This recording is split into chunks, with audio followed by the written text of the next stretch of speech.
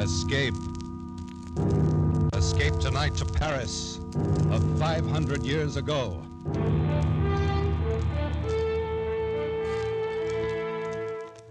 The Columbia Broadcasting System and its affiliated stations presents Escape, a new series of programs of which this, the fifth, is The Sire de Maltois d'Or by Robert Louis Stevenson, produced and directed by William N. Robeson.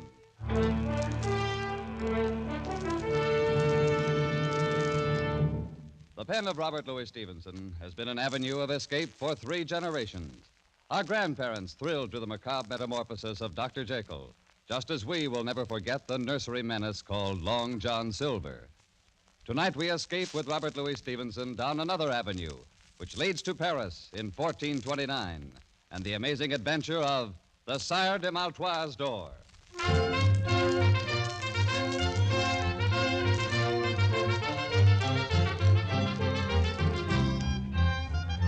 Dark of the Moon, 1429, Paris.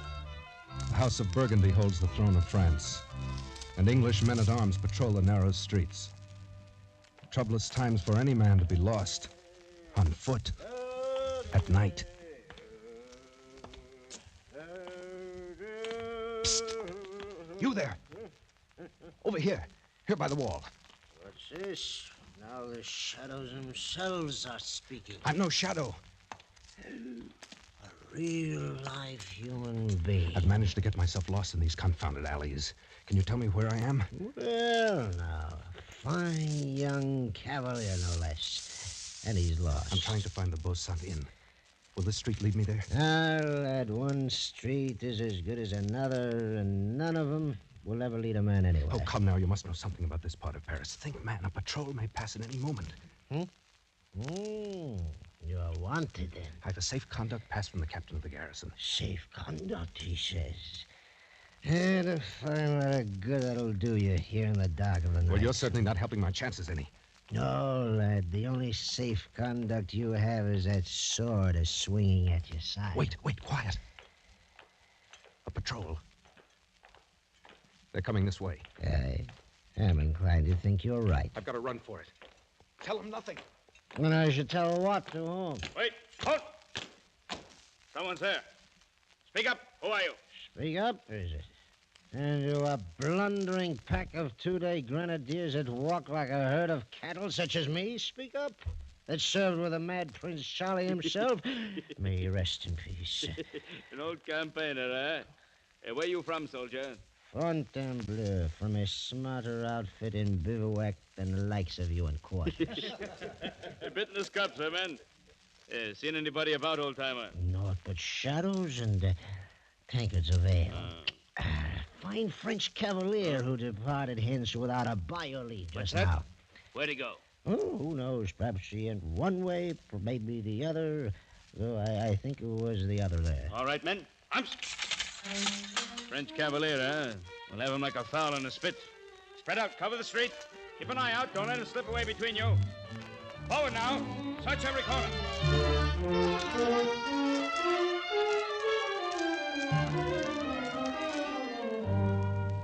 Oh, the fool.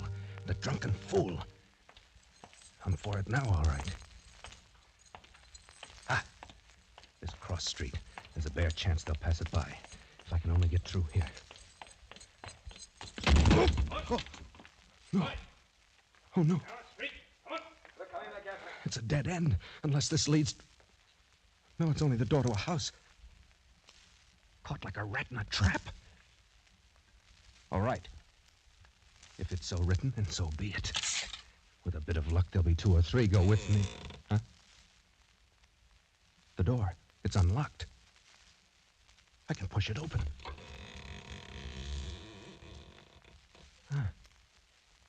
Black as the mouth of hell inside.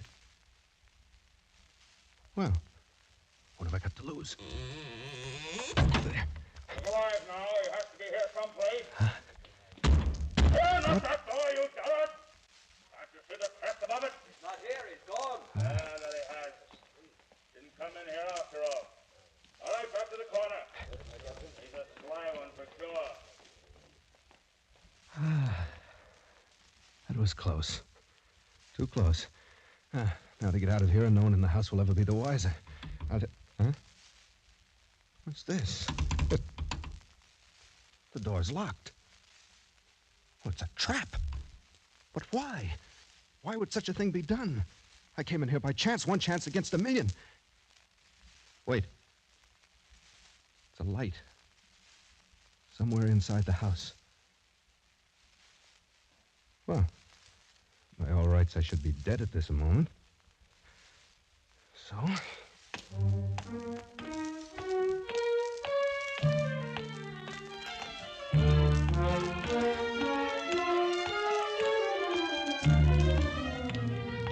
Come in, young man.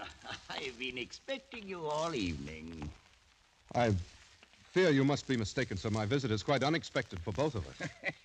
That's good. That's very good. For the both of us, you say. Well, no matter. You're here. That's the main point. Take a seat, my boy. Put yourself at ease. We'll arrange our little affairs presently. There seems to be some misunderstanding. You see, your door was standing... Oh, the door. That was a little piece of ingenuity. Don't you agree? So you must know that I had no intention of intruding without an invitation. Without an invitation, is it? Well, we old people are used to such reluctance. When it touches our honor, we cast about until we find some way of overcoming it. And so, my boy, invitation or not, you are, believe me, most welcome. I hope you'll pardon my saying it, but I haven't the slightest idea what you're talking about. Oh, so that's it, dead to rights, but still pretending, eh? You're a clever rogue. Sir, right. My name is Denis de Beaulieu. I am not a guest in your house by my own choice, and I am not accustomed to being... Nor is the house of Maltois accustomed to certain things, of which you well know. Maltois? I should have expected better treatment at the hands of one of the most honored families of France. Honored indeed, until you, Monsieur de Beaulieu, took it upon yourself to dishonor us. Sire de Maltois, I have attempted to explain that I took a stand before your door to fight off a patrol which I'd encountered in the street. I assure you I had no slight intention of forcing myself Since it seems impossible for you to converse with any degree of reason, may I bid you good night? Sir, if you have your right wits, then you're insulting me grossly. And if not, I have no desire to spend further time with a lunatic. You young fool. Thinking to get away so easily. No power on earth can make me stay here any longer, even if I'm forced to hack that door of yours to pieces. I me. And now, will you please sit down, my dear nephew? Nephew? You lie in your teeth. I said sit down. You think for a minute that I made a little contrivance for the door and stopped short with that? If you want to be bound hand and foot till your bones crack inside of you, then get up. Try to get away. But if you'd rather stay a free young buck, agreeably conversing with an old gentleman, sit where you are in peace. You mean, then, I am a prisoner here? I stated the facts. Draw your own conclusions. Ah, Père Francois, come in. Thank you, Messiah. Tell me, how is she? A little better frame of mind, I hope? She is more resigned, at least, Messiah. Well, now, isn't she hard to please? A likely stripling such as this, well-born, and her own choice. What more would the jade dwarf have, If you'll pardon, the situation is not usual for a young damsel. It is somewhat trying to her blushes. Trying, is it? Ha! She should have thought of that before the dance began. She called the turns, and now she'll do the pay. At the risk of being presumptuous, may I ask who she is? Ha! You hear that, Père Francois? Monsieur de Beaulieu wishes to know who she is. I heard, Messiah. I am pleased that you find my most casual remark so amusing. So, you'd like to know who she is. Very well. After all, you really should know, young fella. It's only fitting for you to be introduced properly. Come along. I'll take you into she, all right. Why, that's the reason I planned the whole thing. You stubborn young scoundrelly blackguard.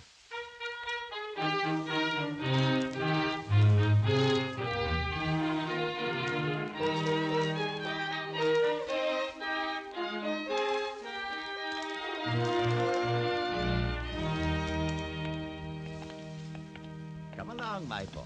Right through this door. After you, sir, if you don't mind. Oh, no. It's not that kind of a trap. Here we are. How are you, my dear? Oh, please, Uncle. Please have some pity on me. Pity? But I do a great deal more than you've shown for the name of Malfoy. Come now, up off your knees and look at the friend I brought you. It's good to be devout, but it is also necessary to be polite. I have no understanding how you can be so vicious. Oh, that's very unkind. And now, Monsieur de Beaulieu, since we've decided to keep up this farce, allow me to present my niece, Blanche de Malfoy. For such an inhuman thing, surely heaven itself. He's not the man. My uncle, this is not the man. Expected you to say as much, my dear. Is it so unfortunate you couldn't remember his name? But it's true. I swear by the Blessed Virgin, I do not know this man. Never laid eyes on him before. Please, sir, tell him. Tell him we've never seen each other before. For myself, at any rate, I've never had that pleasure. Sire, I've not met your lovely niece before this moment. Oh, now isn't that too bad? But it's never too late to begin. Quite often these impromptu marriages turn out very well in the end. Marriage? Sire de Maltroit, would you please be kind enough to explain what you mean? Aha, now, surely you've heard of the custom of marriage. It's quite widely practiced. At least, sir, I've never heard before of such a maniac as I perceive you to be. And I've no intention of marrying anyone. Then may I ask what were your intentions, my boy? Oh, well, no matter now. Père Francois is looking forward to performing the nuptial rites. Oh, he's quite properly ordained, you know. So, shall we say, in 2 hours? Meanwhile, I suggest you become better acquainted. Wait. Uncle, you can't be in earnest. I swear to you I'll kill myself before I'll be forced on this young man. Forced? Oh, come now, my dear Blanche. Is it possible that you think I'm lying? That you still believe this is the man? Frankly, I do. Well, then you're wrong. I refuse utterly even to consider Enough, my such... dear. You took it upon yourself to dishonor the name of our family. You forfeited all right whatsoever to question my designs. I consider it a duty to see that you're married with as little delay as possible. Out of the goodness of my heart, I've attempted to find the man of your choice. And I believe I've done so. But if not, then I care not one jackstraw. Is that perfectly clear? It's clear, sir, that you're a madman. Perhaps, my dear nephew. I'm not your nephew, nor will I be. I'd sooner die 1,000 times. Such a fury against the inevitable. But at any rate, you'll have 2 hours to compose your differences. Père Francois, bring the clock. Very well, Messiah. Thank you. Place it there. This, Monsieur de Beaulieu, is another of my little contrivances, and one that is hardly less ingenious than my door. Messiah, your accomplishments are of no interest to me whatsoever. Oh, I think you'll find this one most interesting. You will notice that the upper container is filled with water. In exactly 2 hours, all of the water will have dripped into the lower vessel, and at that time, I shall return. Remove the plug, Père Francois. Clever, isn't it? Well, genius is so rarely appreciated. And now I'm quite sure you'd sooner carry on your interview without an audience.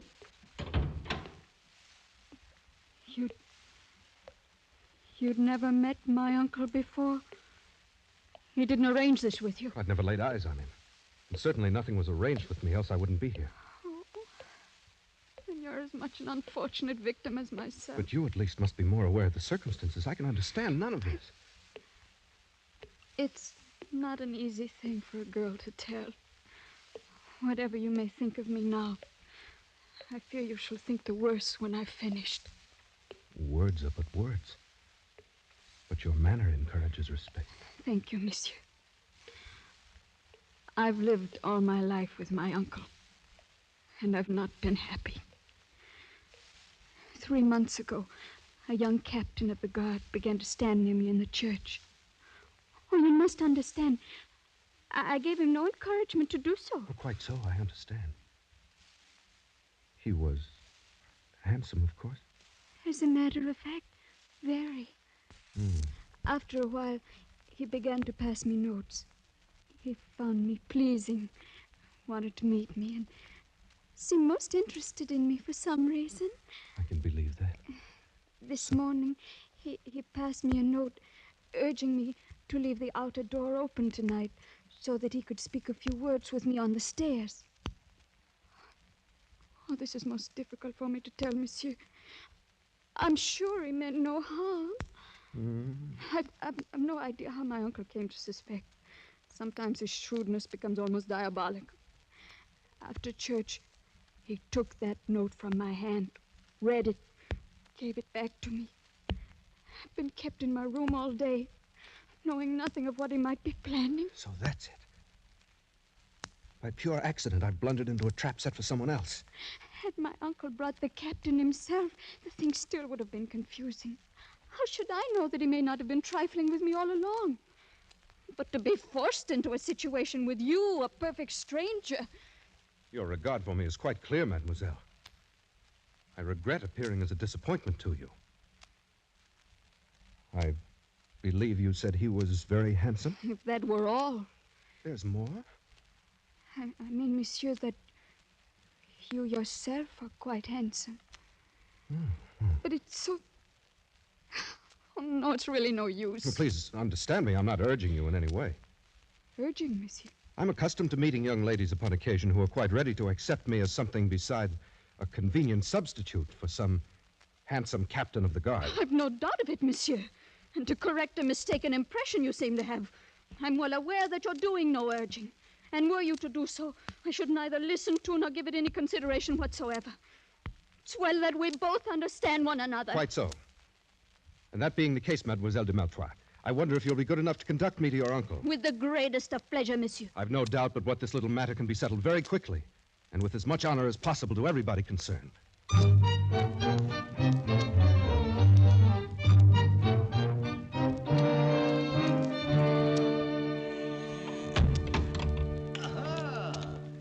The full 2 hours weren't necessary.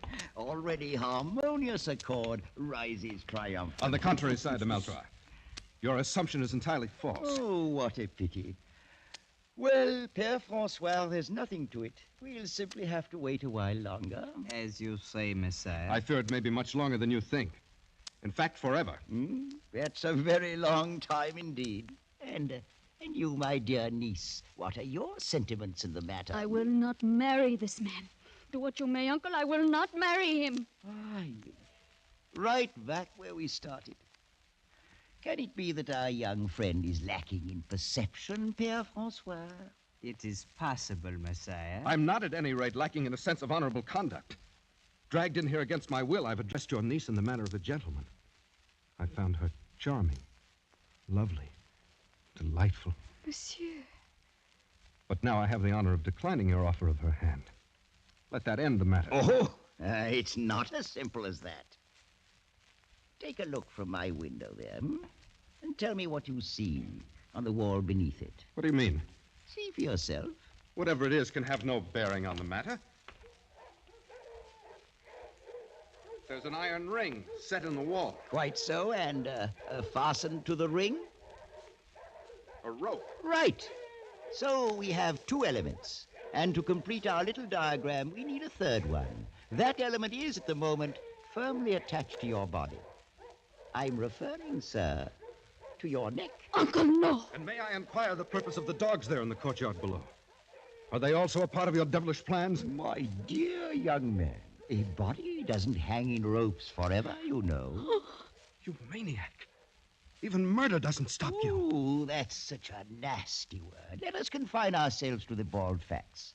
At the end of your 2 hours, you will prepare yourself either to marry my niece or to kick out your life while you swing at the end of that rope. There's no other alternative. I think there's one. Between gentlemen, at any rate. Arm yourself, sir. You fool. You think for a moment that if I'd regarded your sword as a threat, you'd still be wearing it? Père Francois, will you open that door to the passage, please? Of course, Messiah. I'll be most happy to. Gentlemen, show this rash young buck the color of your steel. Whether he likes to admit it or not, Monsieur de Beaulieu, one day A man grows too old to fight his own battles and must hire others to do it for him. Close the door, Père Francois. Then you'll not fight? Do I seem a fool? There'll be no fighting and no haughty refusal to marry my niece. You found her charming, well and good. But I'll tell you this. Were she as common as the Paris road, more hideous than the gargoyle over my door, you'd not spurn the hand of a Maltois and never live to tell of it. Alive and married you'll be, or dead and hanging from that window, and soon after, food for the dogs. It's one or the other. So, make up your mind.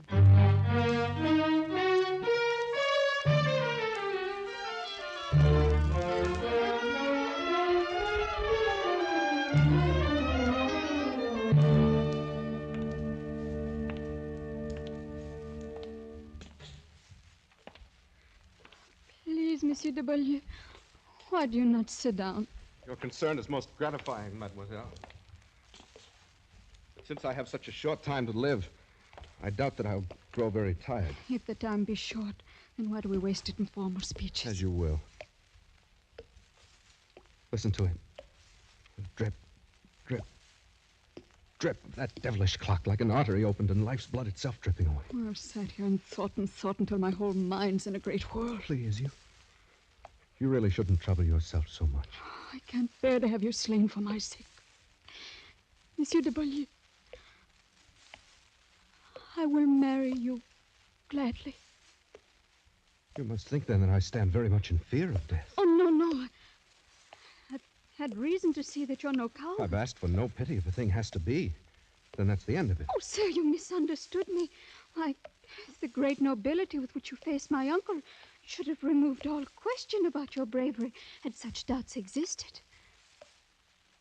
That is most kind of you to say so. Not, of course, that anyone could raise such questions once they'd seen you. Death's another incident. That's all. Oh, but life's a better one. You'll agree, then? I'm afraid you underrate the difficulty. What your generosity offers me, my pride prevents accepting. In this moment of noble feeling toward me, aren't you forgetting what you already owe to someone else? Monsieur! He never really mattered. Mademoiselle, my very life's the forfeit here. One I'll pay gladly if it be of service to a lady, but to tell me it's for something that never really mattered. Please don't be so cruel. Cruel, you forget. I'm the one who's going to die, not you. I've not forgotten, monsieur. Yes. You'll enjoy tomorrow's sun like any other days. And tomorrow night, perhaps you'll see him again. And of course, I'll be forgotten. Oh, no, never. But it's all a man can expect when he's born into the world, death at last. And some piece of ironic misfortune. Oh, don't say those things. I can't bear it. Oh, if I've said anything to wound you, I'm sorry. It was for your own sake, not mine. Thank you. Please. It's a bitter thing, my dear, to see you in such distress that giving my life itself for you can't help it. I'm sorry. I'll try to be braver. Is there no way at all in which I can serve you? Either now or afterwards? Only by letting me think of you as a friend for the brief time that's left to us. By forgetting for the moment that I'm an awkward intruder thrown here by circumstance. That's all. And afterward? What does it matter? The closer you come to it, the clearer you see that death's no more than a dark and dusty corner where a man climbs into his tomb and shuts the door after himself. Oh, monsieur. I've only a few friends now. And once I'm dead, I've no doubt that I'll have none. You forget Blanche de Maltois. You're very sweet. Any young man in France would be glad to trade places with me and die for you. You value the small service I do you far beyond its worth. I'll not have you thinking so meanly of yourself. Look at me. Would you say that I am beautiful. I think the most beautiful girl I've ever seen. I'm glad of that. Tell me, is there a man in France who can say he's been asked in marriage by a beautiful maiden, asked from her own lips, and refused her to her face? Oh, no. I know you're a man and half despise such a triumph. But any woman knows more of what's precious in love. But remember, you asked me out of the pity of your heart, not for love. Oh, you're so sure of that. Must I bear my very soul like a merchant showcase? You're very good. As good as you're beautiful. I'll not forget it for the time that's left me. Very well. I, too, have a pride of my own. If you'd turn back now from your word, I'd no more marry you than I would any stranger off the street. It's a small love that shies at a little pride. The dawn's starting to break. Yes. My uncle and his men will come here any moment. What shall we say to him? Anything you will.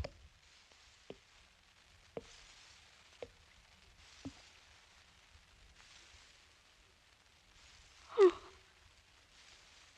All of my life I'll weep for you. And weep the more because it was you. If I'm wrong, it's a great price I'm paying for it. One I'd not pay if I didn't care for you so dearly. Care for me? Oh, no, it's you who are being kind. It was in the moment your uncle brought me into you, and you raised your face to look at me. That's when I knew. Oh, strange. For it was then I felt it, too. You've seen already that I'm not afraid to die. Oh, you're not. I know it. Blanche, is it really true, not something born of pity? I swear by all that's holy. I love you, Denny. Oh, my beloved. And I can tell you now that I love you, too. Even after all you've I can heard. remember none of it. The captain's No name. matter. I love you. Oh, my I darling. love you more than my life and my soul. Blanche, my darling, I love you. I love you, Blanche. I love you. Uncle. Well. It's most gratifying to see this little matter settle in such a congenial fashion. Good morning, my dear nephew. I have nothing to say to you, sir. You're a vicious and unprincipled old man. Oh, that's most ungracious of you. No. At the very worst, I'm no more than a very wise old man. One who's lived a long time and seen a great many remarkable things. An old man who's learned all about such mysteries as the love of life and love.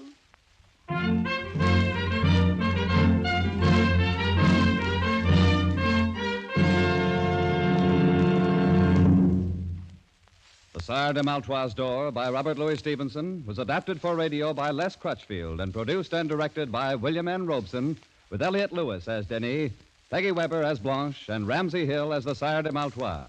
The special musical score was conceived and conducted by Cy Fewer.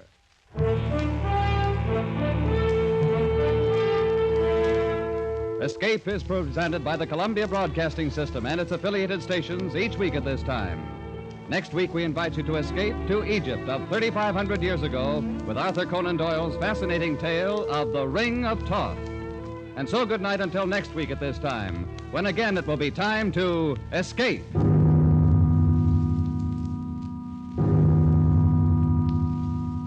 This is CBS, the Columbia Broadcasting System.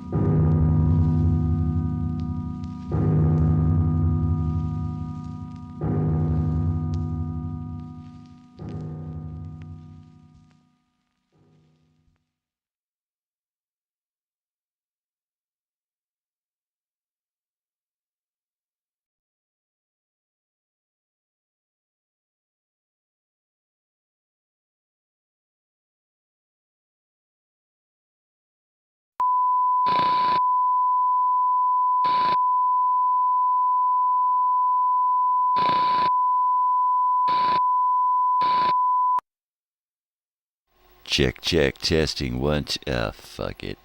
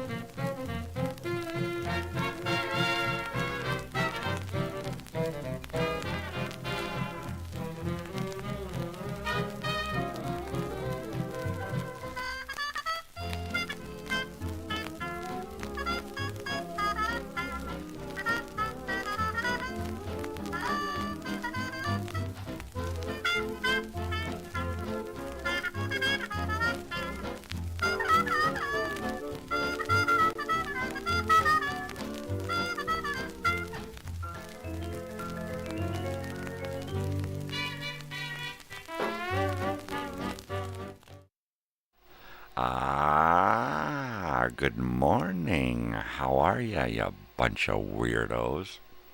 What's going on? I have blisters on my hands from working yesterday. Oh, man. Well, good morning, everyone. It's 5 a.m. It's the 1st of the 1st of 2025. Good morning. Good morning, 2025. How are we today? Geez, I feel like shit. No, really. I chopped wood yesterday, and I've got blisters on my hands. And I woke up this morning, and my hands were hurting. Yes, they were hurting. Ow. And the biggest bummer is I've got 4 houses to clean today. 4 houses. That's a lot. It should have been 3 houses, but the lady who books one of the houses is a dumbass. And she can never get her head out of her dumbass.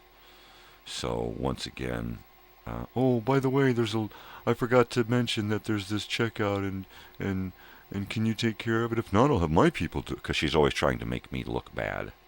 Well, I have to have my people take care of his stuff because he don't want it. I never let her people take care of my shit. Twat. I hate that word, but she's a twat. I hate that other word, and she's that too. Oh. You know, some people.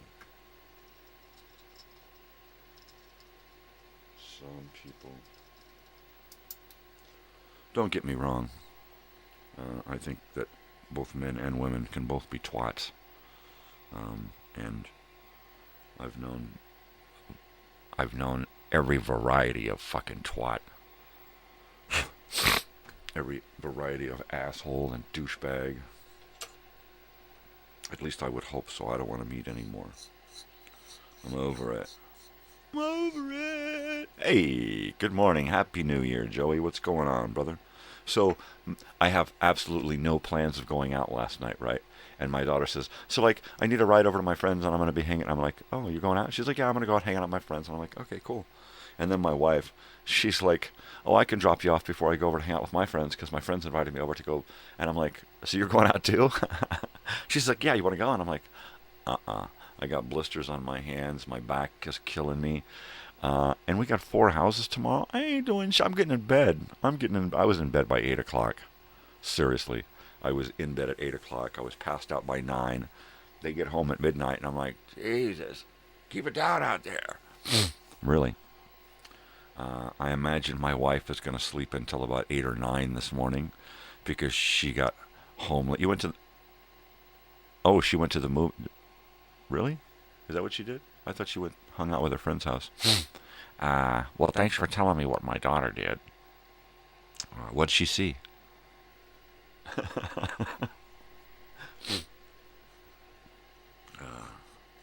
It's really cool that the theater opened back up here in town.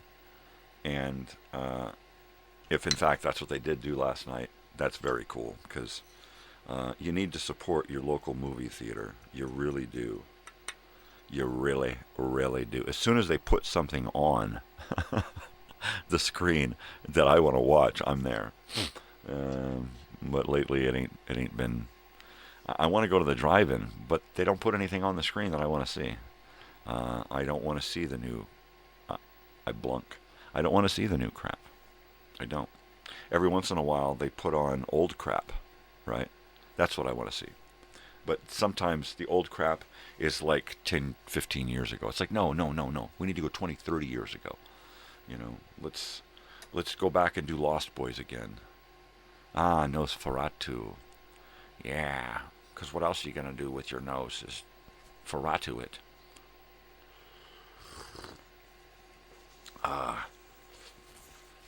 That's cool. That's awesome sauce. I like the fact that she goes to the movies. I like the fact that she goes to concerts. I really would like to get her out more to go to the theater and see some plays, see some actual live stage performances. I'd love to go to the what is it called? Tournament of the Masters? Is that what it is? Oh, I think it's something like that, where they, on stage, people come out on stage with a frame, a painting frame, giant size, right? Or they stand within it. They come out and they recreate a painting from 1,000 years ago, right? Whatever. They recreate masterpieces on stage as the characters from the painting. It's really bitchin'. Oh, you've been to Broadway. All right. Yeah, we got a Broadway down the road here. I that's where the prostitutes are. No, that'd be cool. I'd love to go to Broadway, off Broadway, anything, right? There are a few Broadway performances I'd love to see. I'm not talking about Wicked and all that. What was that one with the rapping of the fathers of the country? What the fuck was that one? I can't remember what it was. Conrad or Jefferson, or I don't know. It was something. It was the name of a guy, and that was the name of the play. But it was a musical, and it was a lot of hip hop stuff. It's a new thing. It's like 10 years old, dipshit. Yeah, I don't remember the name of it. I wouldn't want to see that one, no. No. I might want to go see a redo of something, right? Hair, or The Producers. Hamilton, that's what it was. All right, Hamilton. Yeah, that was it. While it I've seen some stuff about Hamilton.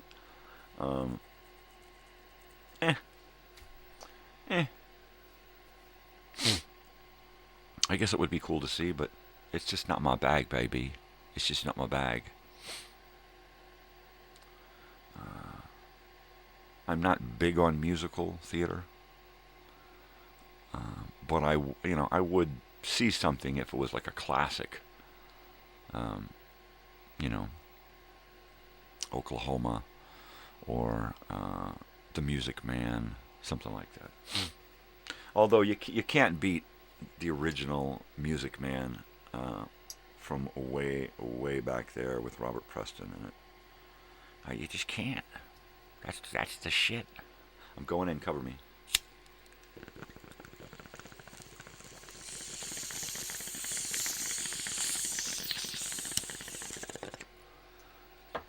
But that's fucking hilarious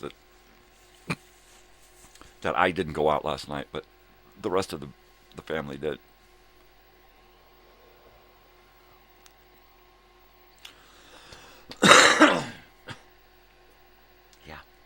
Yeah.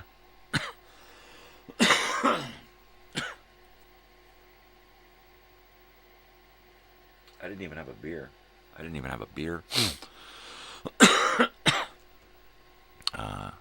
Or anything. I had a couple of bong hits and stuff.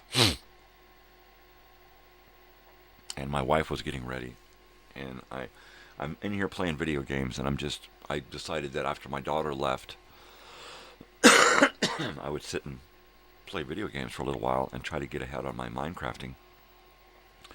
And I'm sitting here Minecrafting, and then all of a sudden, I keep waking up, stuck in a corner, mining into a wall or something, right? And it's like, oh shit.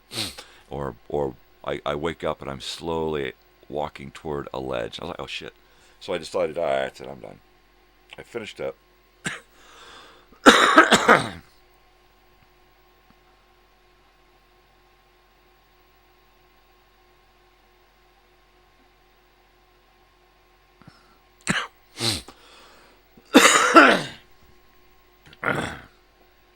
So I finally put my daughter's game back in her room and jump into bed, and I'm lying there, and I'm putting something on TV, and I'm just starting to doze off, and I'm just wiped out. And all of a sudden the phone dings, and I try to ignore it, but it dings again to remind me that it dinged. So I look at it, and it's the lady. Can you clean this house tomorrow?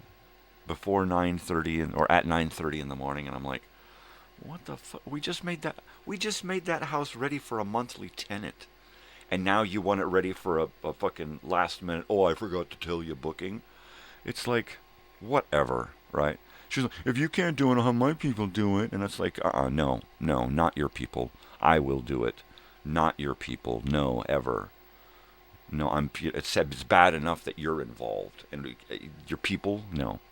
You know, it's unfortunate that you have people and that they have to be your people, right? I know your people. They don't like to be your people. They don't want to be called your people. You twat. Oh, man.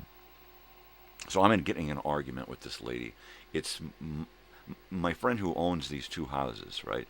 It's his wife's friend who they let take over the managing of these two houses, right? So now I got to deal with this broad. I've dealt with this broad before this, and she was none too fun, right? So much so that I had to tell her in her face, "Stay the fuck away from me, lady." And now I have to work with her. So she knows that I do not like her. My friend who owns the houses knows that I do not. I don't think that maybe he likes her. He knows I do not like her, right? Period. You know, I don't hate people, but I do not like her. It's not a requirement that I have to like everybody on the fucking planet, right? And she's one of those people that I do not like. I could hate her, right? If I allowed myself that luxury emotion, hate. But no. So I just try to avoid contact with her so much that I'm going to remove her from the message, or make it so that when her messages come in, I don't fucking see them anymore. Because I'm sick of it. I'm just fucking sick of it. She's a what? What? What? What's his problem? I'm just going right? And yeah, it's one of those people that if I actually was confronted with and she pulled her bullshit, I would just uppercut to the fucking face on that bitch, right? Hit a woman? Yeah, I'll hit a woman. Who knows? Probably a man anyway, right? I'll hit a woman. I don't care anymore, you know. Besides, people want equal rights, right? Especially women. They want to be treated equal, but then they want to be treated like a woman. I'm equal. You have to treat me equal, but you can't hit me because I'm a woman. Bullshit. You want equal? You get equal. You know. You run up and you run up and start slapping on me. You're gonna be on the ground. Period. I'm old school, but I ain't old school stupid, right? I won't just allow I've seen those guys who will just get smacked, beat up by a woman, and they do it on purpose because they know he ain't gonna do nothing back, right? And these guys are like, I was taught never to get hit by a woman, and I ain't ever gonna hit. Bullshit. Bitch comes up and touches me once, the bitch drops. Period. You know? And if there's a guy standing around going, how dare you hit him? I'd fucking drop his ass too, bitch. You would both be lying on the fucking ground. How dare I? How dare that bitch come up on me? Phew, how dare I? How dare you, bitch? Stay the fuck out my face. Fuck, man. You want equal time, equal pay? You get equal fucking bitch slap. That's what you get. You know, a guy come up on me swinging, he's going to get dropped. Or one of us are going to prison, one of us going to the morgue. Same thing with that crazy bitch come up on me. You ain't going to hit a woman. Bullshit. You gone, bitch. That's it. That's all there is to it. Pull that fucking gender bounce bullshit with me. I want equal because I'm a woman, doesn't matter. And then, no, I can't get hit because I'm a woman. Bullshit, bitch. You going down. You fucking going down. Mike Tyson with a dress on come at me. The bitch going down. You can't hit a woman. What makes you think you can hit on me? I get equal too, man. That's it. I don't understand that. I never understand that as a kid. I never understood that as a teenager, a young adult, a young man. No. I deserve the respect of you not coming up and swinging on me. Just because you're a woman don't protect you, right? It don't protect you. You being nice and courteous and fair and equal, that protects you. That's the shield, being nice. You don't be nice, well, bitch, you're open to fucking anything. You come at me, then you're open to getting your bitch fucking slapped. Right? Am I right? Right? Tell me I'm right, because I'm fucking right. You know I'm right. I don't have to have anybody tell me I'm right. I know I'm right. That's what equal is. That's exactly what equal is. There ain't no gender anymore. Fine. Period. End of discussion. So don't expect special treatment because you're a woman. That's it. You know, that's all there is to it. You get that in your family. You get that from your spouse. You get that from... But out in the real world, all right, out in the real world, out here in reality, you pull that gender bender fucking bullshit. You know, oh, I'm a woman, you can't touch me. Slap, slap. Why are you slapping on me then? Because I'm a woman and you can't touch me. Yeah, don't pull that bullshit, because that's just bullshit. That's just last century before bullshit. That's bullshit. It's just bullshit, you know. I get it. Women mistreated, marginalized, all the same thing. But guess what? I've been there too. You know, just because you a woman doesn't mean that you've got the monopoly on being treated unfairly. You know. Welcome once again to fucking reality. You know, and same thing goes for another race, right? You don't have the monopoly on being marginalized and being treated unfairly. You know, nowadays we're all pretty much in the same fucking boat, and I've been there since I was a little kid. Since I could remember, I've been treated like shit from everybody. So I try my hardest not to mistreat people, but I don't see anyone any different, male, female, black, white, yellow, brown, red. It don't matter. You know, we're all the same and should be treated fairly and without, you know, hands-on fucking treatment. So if you think you're going to get away with it because you're this or that, you know, think again.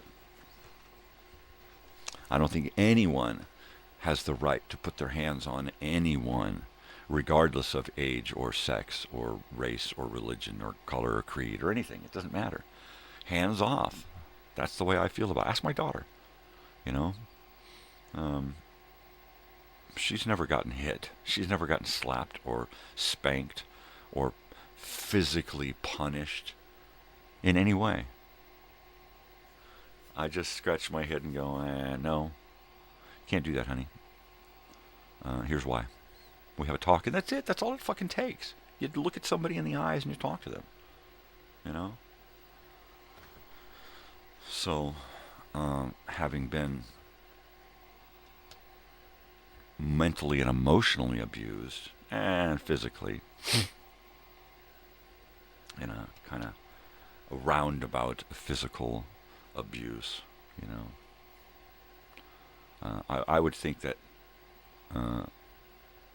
if your only bed is a pile of dirty clothes, that's kind of a form of abuse, especially if everybody else has a bed, right? That's kind of an abuse. Being forced to eat bologna sandwiches for an entire summer, that's a form of abuse. So, yeah. I have tried my hardest throughout my daughter's life to really do the exact opposite of what was done to me as a child or how I was raised. So, and it's paid off. Look at the kids off at university studying psychology. Go figure.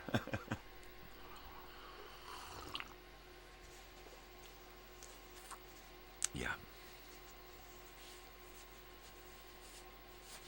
I mean, I'm a kook and I know it. But I'm probably the nicest kook you'll ever know.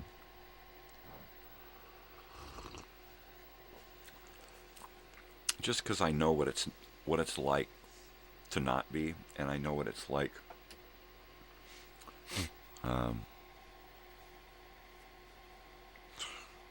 I just know what it's like to be the guy, the bad guy, the sad guy, the mad guy, the crazy guy, you know, the guy that nobody wants to talk to. Yeah. All of these issues I have myself from the way I was raised, right? Which is kind of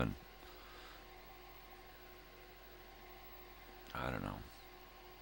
It's a misnomer because I really had to raise myself, you know, because I had to relearn everything that I was taught as a kid.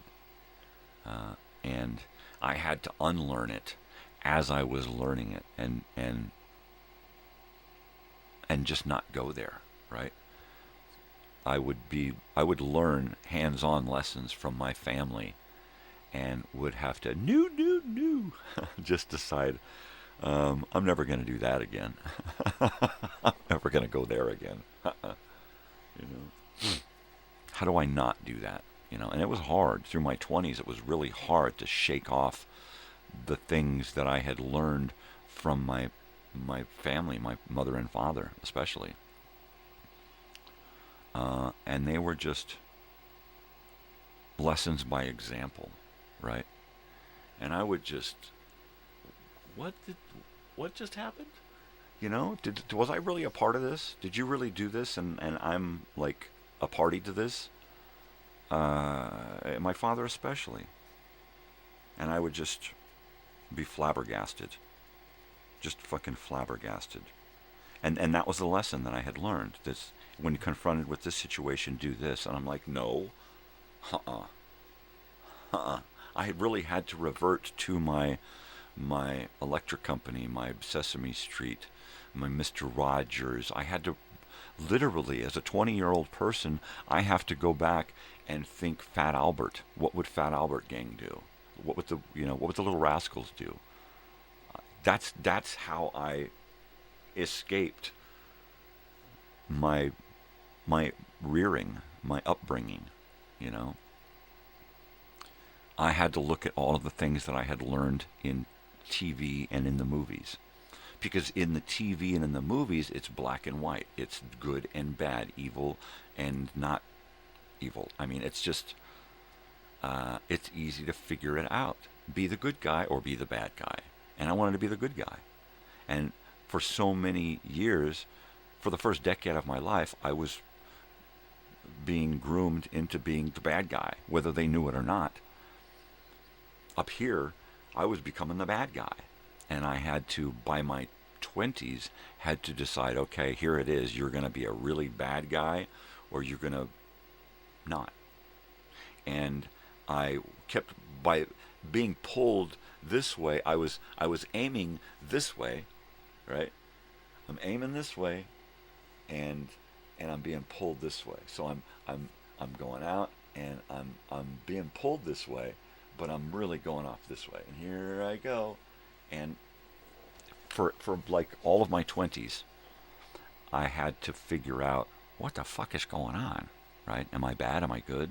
Am I evil? Did I do evil things? Not really. Did I want to do evil things? Not really. Were there things in my head that wanted to be done that were evil? Yeah. And I had to fight that evil person off. I literally had to fight that evil person off.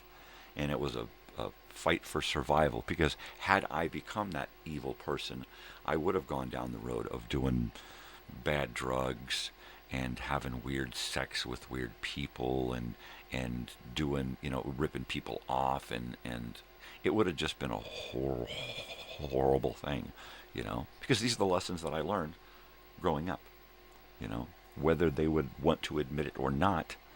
These are the lessons that I learned growing up from them, by example. And I just couldn't do it. I just could not do it, right? I mean, I couldn't hurt an animal, right? And how am I expected to hurt a human, right? And it would have been real easy. I mean, I had opportunity and a lot of time. I had motive to hurt people, right? And I could have. There was a time in my life during my 20s when I probably easily could have snapped and taken somebody out and just buried them in the desert. Seriously. I mean, I was that close because there has been things that transpired in my life that kept forcing me to hate. And hate this person, hate that person, hate this event and that event and this thing that happened to me and that thing that somebody did to me. And I just kept hating. And every time I would get so much hate built up inside of me, I would get depressed, and that would make me angry, and that would make me more depressed. And I would just stay in these dark places. And I would try to function, you know. There was a while there in my 20s where I was homeless, living in my car, collecting cans and bottles, and earning a living that way because I was too angry at the world to work for somebody and go that bullshit. And I was too depressed to mix it up with the world. And I just would collect bottles and cans all day, buy cigarettes and beer and food, and occasionally some weed, and I'd go park my car in a spot somewhere where no one could see you unless you were in a helicopter. And I would get there at sundown, pitch a tent, and stay the night. And then I'd pack up my tent in the morning, pack everything into my little tiny convertible car, and park my car somewhere in town and grab a bag and walk around town. And I would just have a place to walk every day. I'd just walk in a different spot, make the circle all week long, and then come back. And I'd make enough every single day to take care of dinner, my entertainment requirements, i.e., cigarettes and beer and weed, and then a little money for food the next day while I was out collecting cans and bottles again. And that was it. If I needed clothing or something, I'd go by the thrift shop, pick up some clean underwear and socks, go to one of the fast food restaurants, and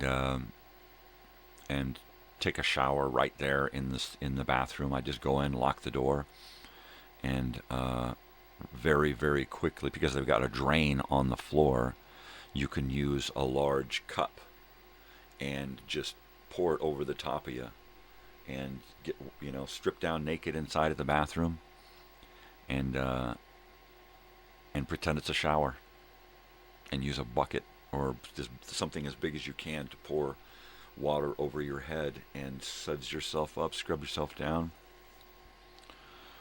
Use a few cups to rinse the suds down the drain on your way out. And, gosh, the bathroom's really clean. Thanks, bud. Yeah. Yeah. Or if I was out walking around and I would show up at the fast food restaurant in the morning when they were opening, and usually when they were opening, they would go through and they'd run through and they'd clean the bathrooms really quick because the guys wouldn't do it at the end of the night, right? So I'd go, and I would literally have to go in and use the sometimes I would have to use the toilet to do a foot wash, right? And there was one fast food, it was a Carl's Jr. on Winchester Avenue that I used to go to regularly because I knew their schedule and I knew how they kept their bathrooms, and I knew that the staff was really good about keeping this place clean. And so I'd go in and I'd use their restroom for my, bathing facility. And it worked good, I was one of the cleanest homeless persons out there. But I was living in the in a tent in the dirt out in a field, out where there's a mall now in Temecula. There's a mall there now. It used to be this field of rolling hills, and I would just drive up into the field and down into a little spot where I couldn't see any houses or highways or anything around me from where I was down in, so they couldn't see me.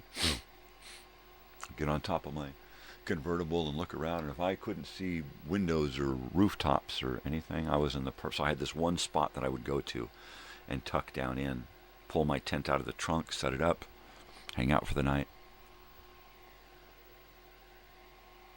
That was one of the best times in my life. I mean, that was freedom right there. I wish I had had a van. That was my only bummer, is that I wish I had had a van to live in, which is why there were a couple of times in my life that I had a van to live in.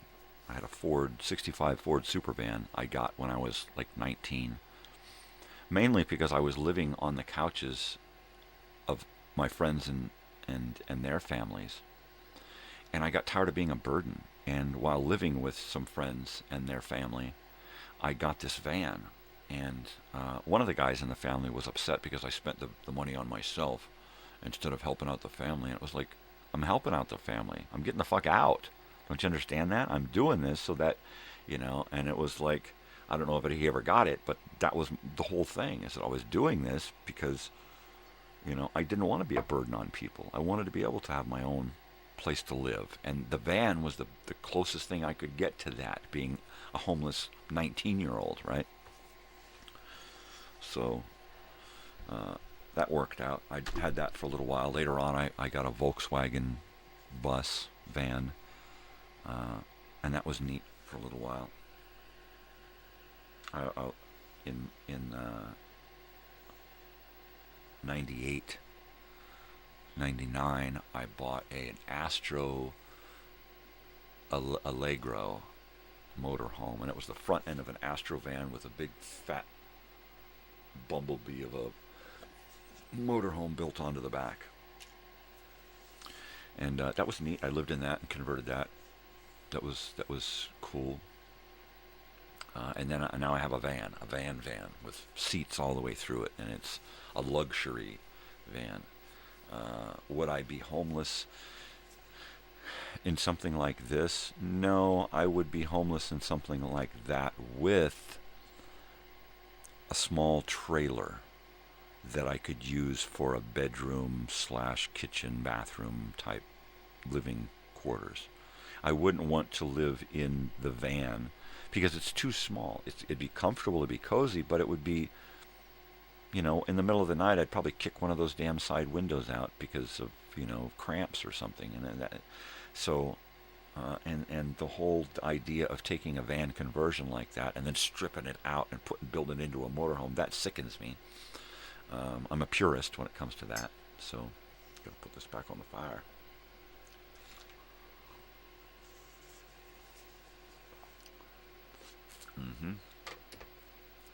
So, yeah. Could I be homeless again, i.e. living in a vehicle? Yeah, totally. I would have a few requirements. I would need a storage unit, first of all, because I would need a place for my things. I wouldn't want to give up my things. I wouldn't want to go totally Spartan, right? I would want to have in my little trailer and van and trailer, I would want to have like a stereo, a turntable, and a small stack of records.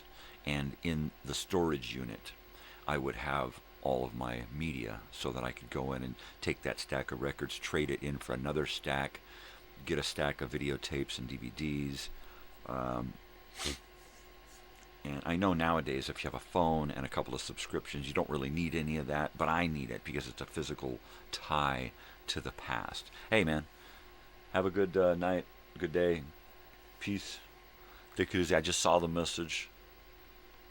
So have a good one, brother. Love you. Take care. But yeah, homeless to me would be not bad.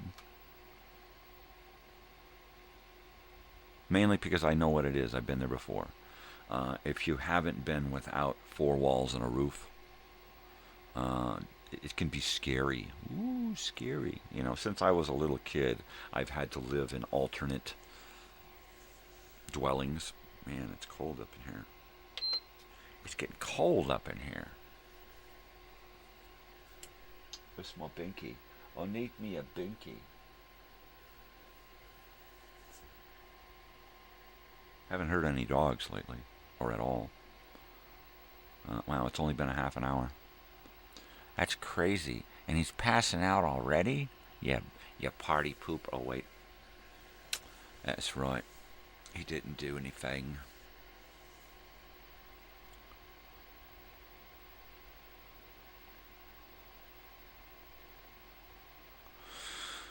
Yeah, we could have had FaceTime yesterday. That would have been great. 2025.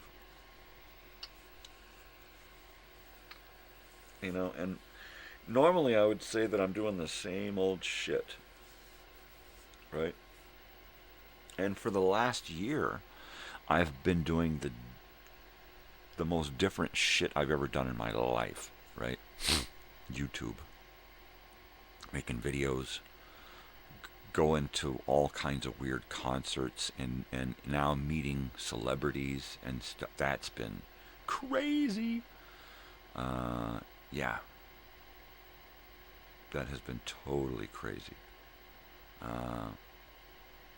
I'm going to start having photos printed out and start doing some layouts. Take the table, mark it out as big as the frame is going to be, and start laying things out and going, because I've got, like, here's, for example, here is the Vienna disc, right? And what I would probably do is take this autographed Vienna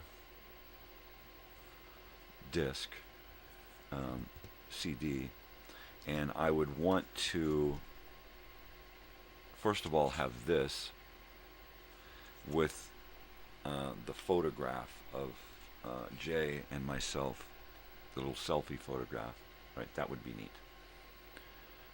And then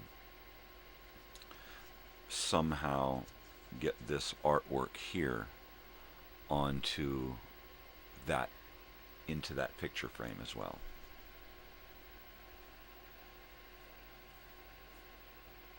So that would look good in a frame on the wall. So I'm thinking about that. Also, the Big Sandy night is more than one night.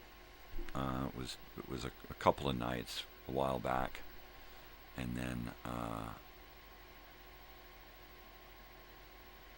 yeah, this last one was really fantastic. So I'm trying to compile all of the stuff right now on my editing program so that I can put together a video of that night, kind of my whole Big Sandy experience, right? So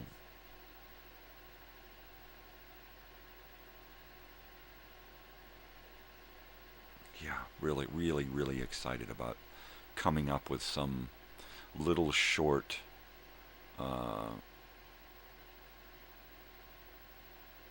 what do you call it? Jeez, I can't think now. Some little yay video, right?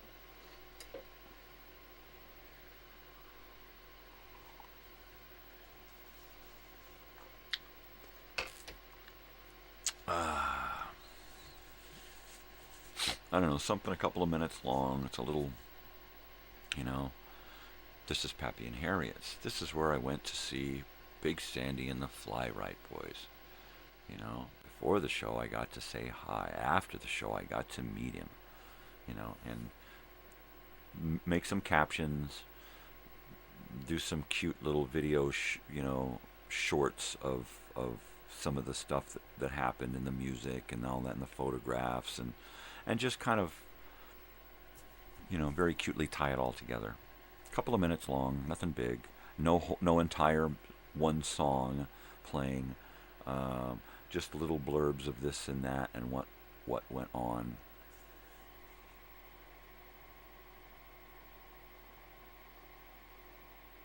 Yeah.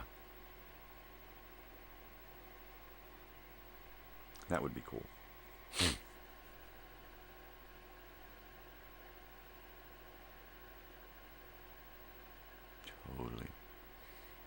Totally.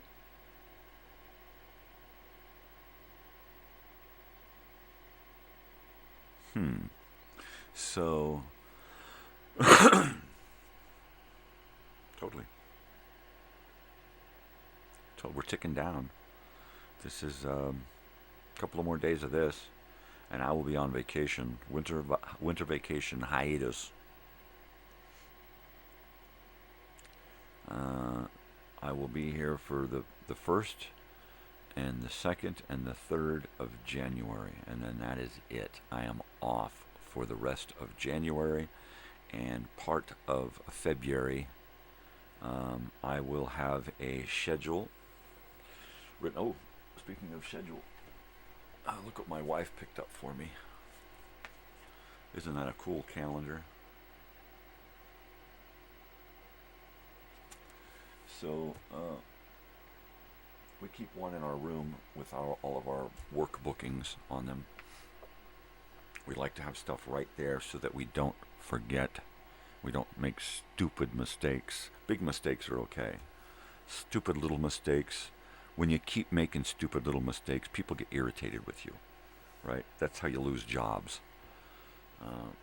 And when you're the people who are supposed to be taking care of up here, taking care of shit up here, and they keep dropping the ball, right?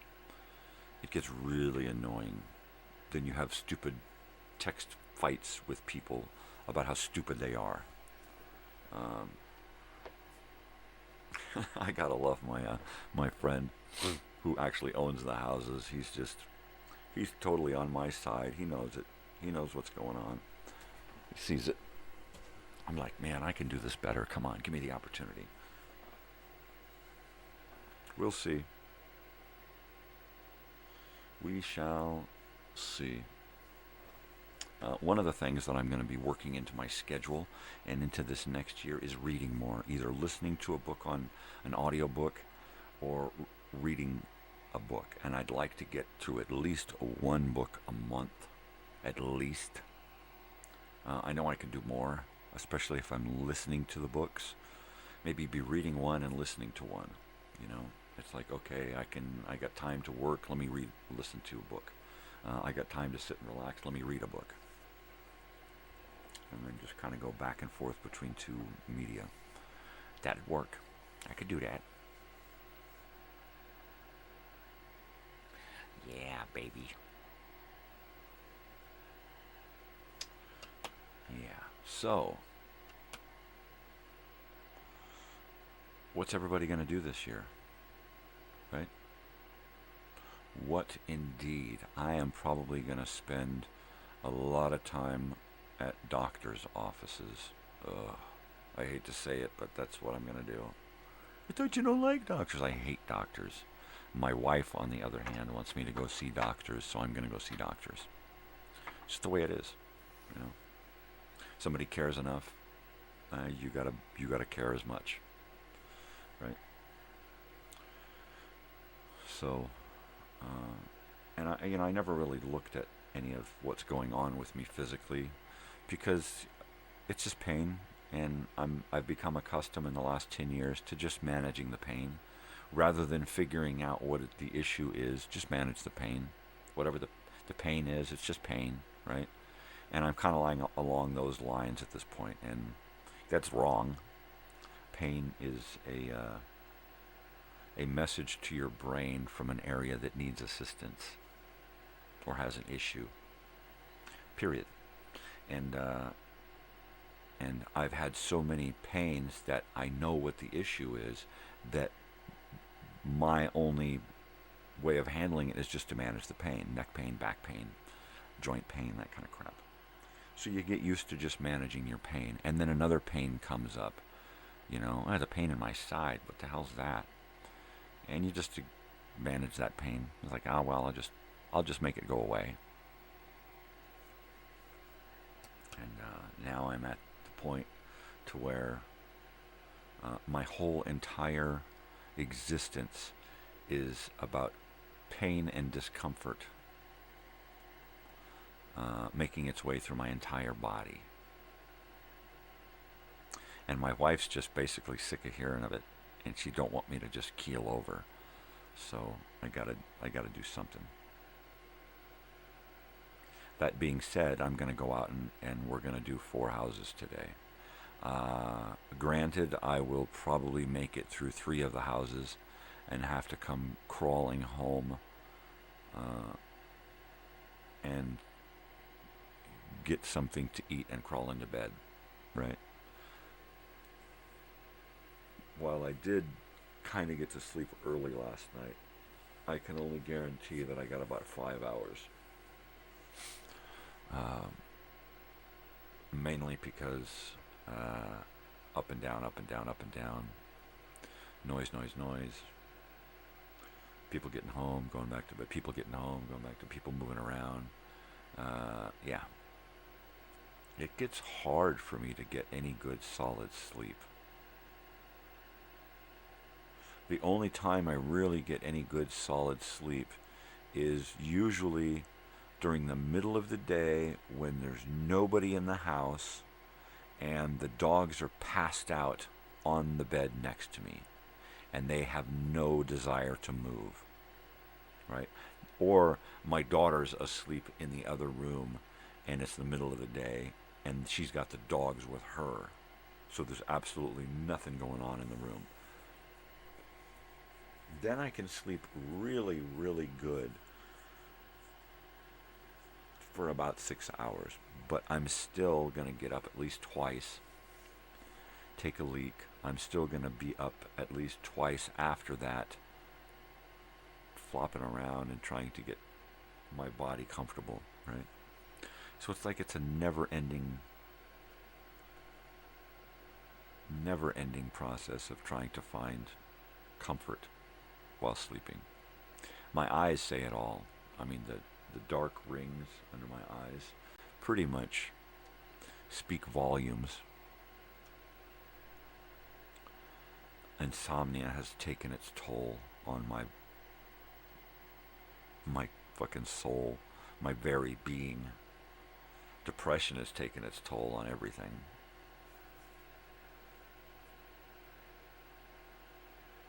To combat all of that, marijuana has taken its toll on me physically. Malnourishment has just about destroyed me from birth. I was one of those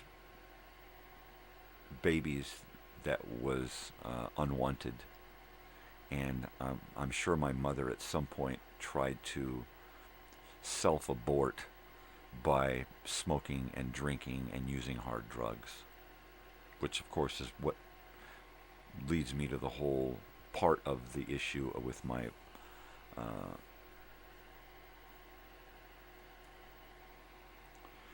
having a bad brain. Right? Oh well, what are you gonna do? What are you gonna do, eh? Yeah. I being old enough to look back and understand what happened, I totally get it. I totally understand what happened to me and why I was unwanted and why I am the way I am, you know. So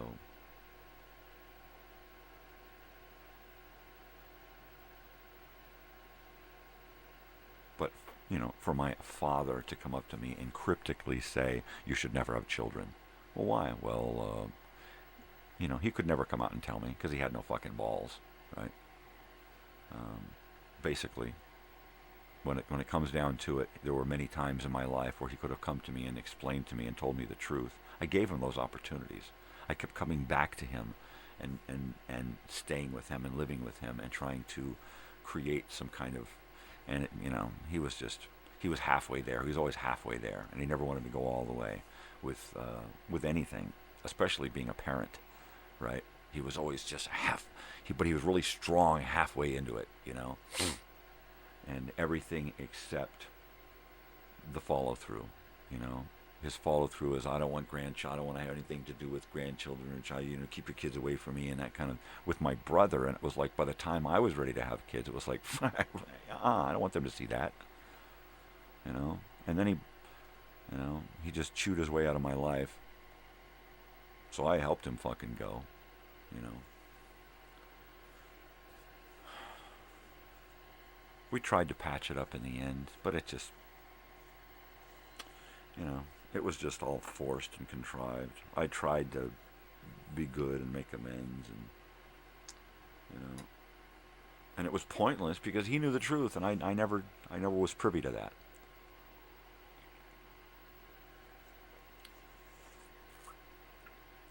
So, both my parents died knowing the reality of where I came from, right? And what could he say about me being conceived here in this country while he was in Vietnam conceiving another child, right? What could he say, right? He couldn't, you know. Of course he could have, but he'd have been a fucking hypocrite. So he had to accept me, right? Regardless of who fathered me or where I came from. And that's a whole other issue, where and who, right? So, I think I know the answer to that, and that's spooky, which raises all kinds of other mental health issues. So, yeah, mine was a creepy existence growing up, and on reflection, it just gets creepier and creepier, right? Way, big time. I think a big part of this next year is going to be genetic testing. I think it's got to be. I think I've got to figure it out. You know, are there two sides on my family tree, or just one, or there three, right? Biological and non. I don't know.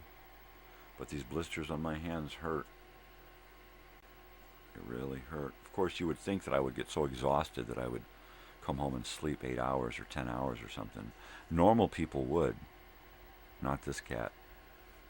It just don't happen that way. As much as I want to be able to come home exhausted and go to sleep, I just come home exhausted and then get more exhausted. It's a bummer. I could just never get sleepy enough, never get comfortable enough, you know, never relax enough. That sucks.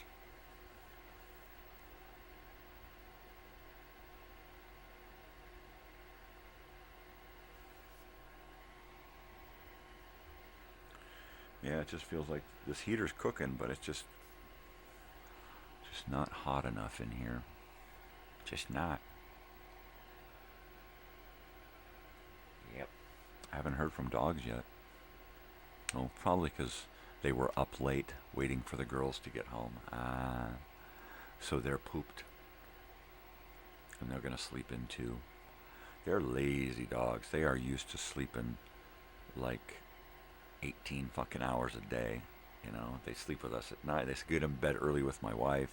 They sleep with her when she's done with her 8 or 10 hours. They jump into bed with my daughter and finish off her sleep for another 6 hours, and then they come out here and then they just jump in somebody's lap and go under a blanket and they sleep more. You know, what else are you gonna do, I guess? Yeah, I'd love to create a little doggy world for them to be entertained, you know, and I really should. I can barely get the energy to fucking feed myself most days. So hopefully this next year will be a little bit better. Changing my diet, altering a few habits. Yeah. Fingers crossed these edibles are I'm gonna be able to stick with these edibles and give up smoking, right?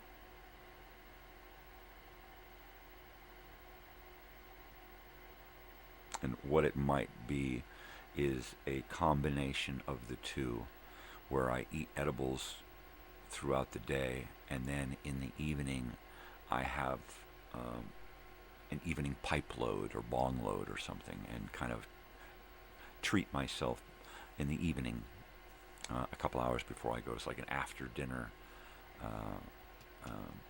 cocktail, right? Because I don't want to replace it with something just as bad. Like, I don't want to have a cocktail. I want to have a beer or a short booze or something. I would prefer just to have the edibles, and then if I can phase out right away smoking, I'll do that. If not, then I'll keep it around for a little while until I can move on, get used to the edibles enough so that I can manage my pain that way. Because at this point, it's managing my pain and depression. That's the big things that marijuana does for me. So if I can manage that with edibles rather than smoking, that's fine. I'm just used to smoking. Smoking has been my delivery system of choice for decades, since I was 15. So, uh-oh. I hear a dog now. I'll be right back.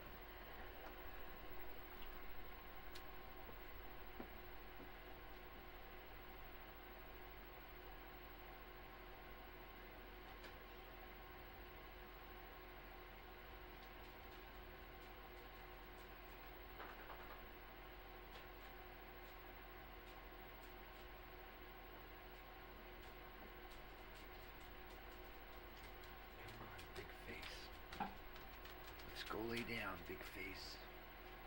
Oh, yeah. All right. It's just big girl is awake. Whew. Hi. Hi, how are you? What's going on? You want to come up here? You want to come up here? Huh? You want to come up here? Huh? What are you doing? What's going on? Are you cold? Are you cold? Come on, come up here. Come on, you want to come up here? Come on, come up there. I don't know what you want from me. I don't know what you want from me. You want to go outside? No? You're just cold? You want me to cover you up? Alright, let me cover up this dog here. She appears to be cold.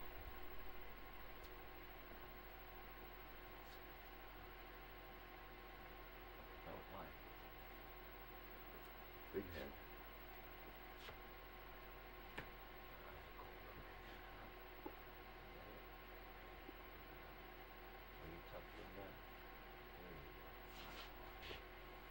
Okay. Well, tried to get my big face up in there because, there we go. Close my curtain a little bit, and then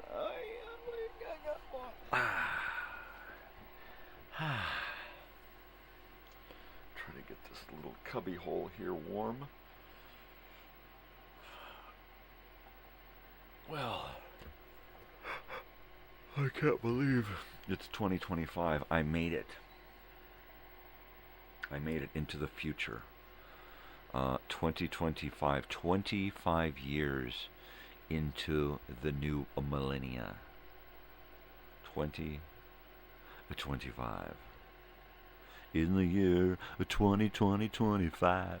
That's not the way it is.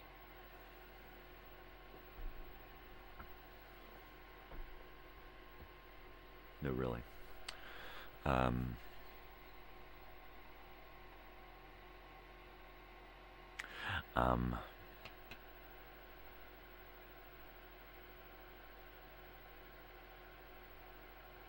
Yeah, I'm going to be shuffling around this house next week.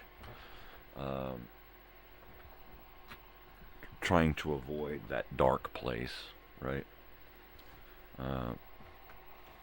and trying to, you know,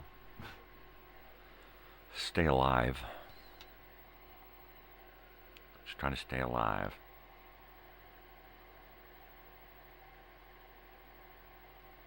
This is my last week of smoking, if not for a little while, maybe permanently, I don't know. So, I'm going to be smoking, because that's what I do. I'll actually be glad to give it up for a while and see what kind of effects it has on me physically. Will I stay awake more? Will I stay awake more? Right? Is it the pot? Is it the smoking? Am I gonna feel better physically? Probably. Smoking bad. Has it given me to some degree heart disease? Probably. What kind and how bad and how is it going to affect me giving up the smoking? Probably it's going to have a lot of positive side effects.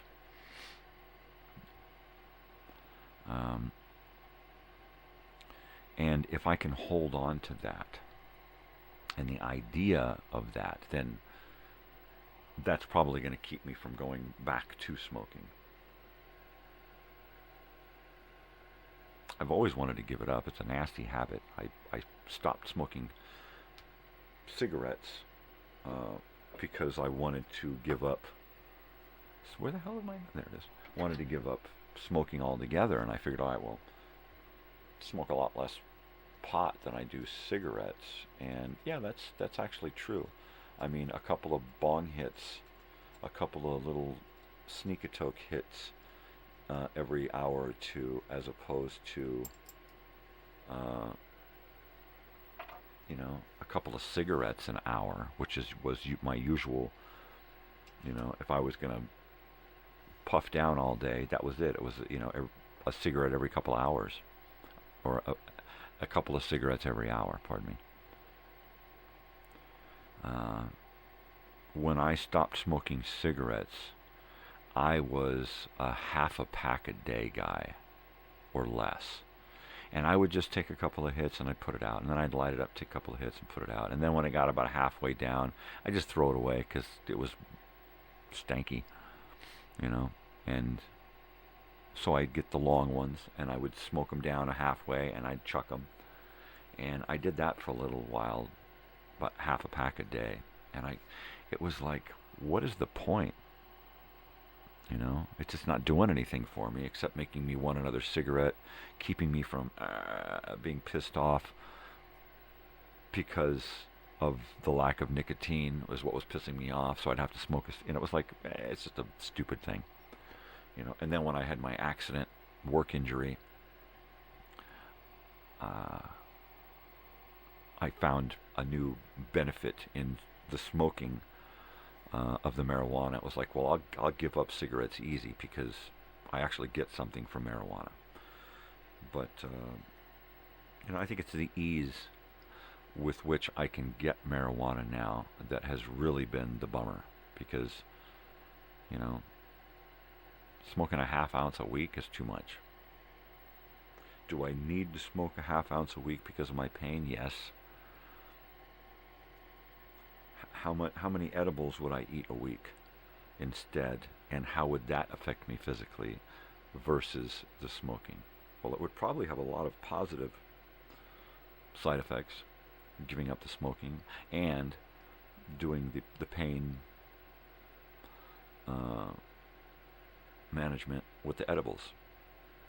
So I used to hate edibles because early edibles most of them were made with marijuana butter, and it was horrible, and you could never trust that somebody had done it correctly. And then even the early on gummy worms and that kind of shit was usually really sugary, and you could never trust the dosage was going to be correct. Nowadays it's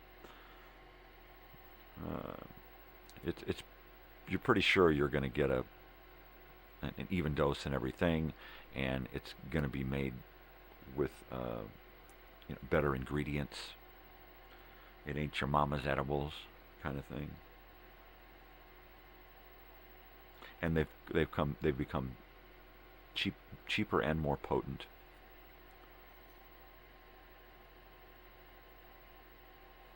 So I like that. Let me take a look in my bag here and pull out one of these. This is pink lemonade. And they're 10 pieces, apple fritter, and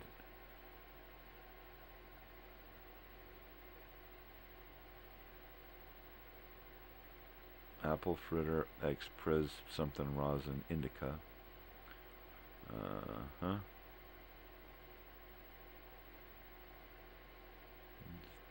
10 milligrams THC in each dose. So at my current state of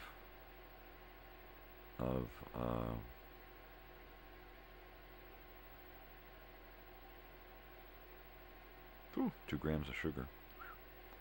It's a lot of sugar. So I'm going to have to give up sugar just so I can eat these things. And I'm going to have to find something that's made with like honey, right? Some kind of...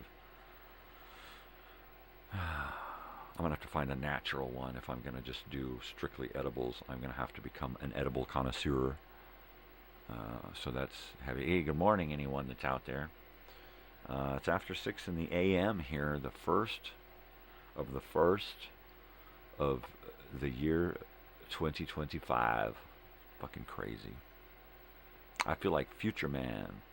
Where's my spacesuit? Where's my rocket car? Where's my hovercraft? Damn it. I don't know. I have no idea. Oh, there went my stomach. That was not Rolling Thunder. It was not. Yeah, gonna go through some changes. Gonna go through some changes. All kinds of changes. One of the houses that we take care of as a B&B is going monthly. So we're going to be losing one of our houses. We're losing some revenue, but it's okay because physically I'm unable to keep up anymore. And my wife's mother could be coming to stay with us soon. And she's going to want that little extra bit of time that we would normally be gone to be cleaning that house. We'll have other houses to clean, but she wants that little extra time to spend with her mom. So on occasions where I can do something by myself, I'll go off and I'll do something we would normally do together. I'll try to do it by myself.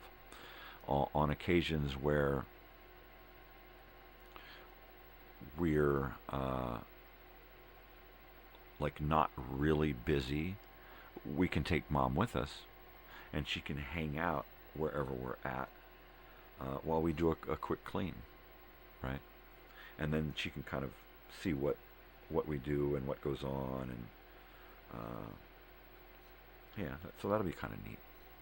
But I'm really looking forward to her being here. So that's another change, and so there'll be some changes around the house to try to get ready to accommodate that. It's real funny that she would ask my wife, is it okay if I come and stay? And then, don't you have to ask your husband?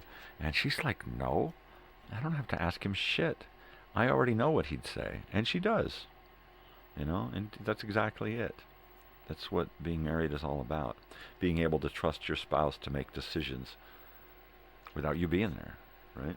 She trusts me to make decisions. I trust her to make decisions. When it comes to money, I trust her to make decisions, period. It don't go... No, I don't trust me to make decisions when it comes to money. I let my wife deal with all of that. So much so that when I was working full-time, I would just get paid.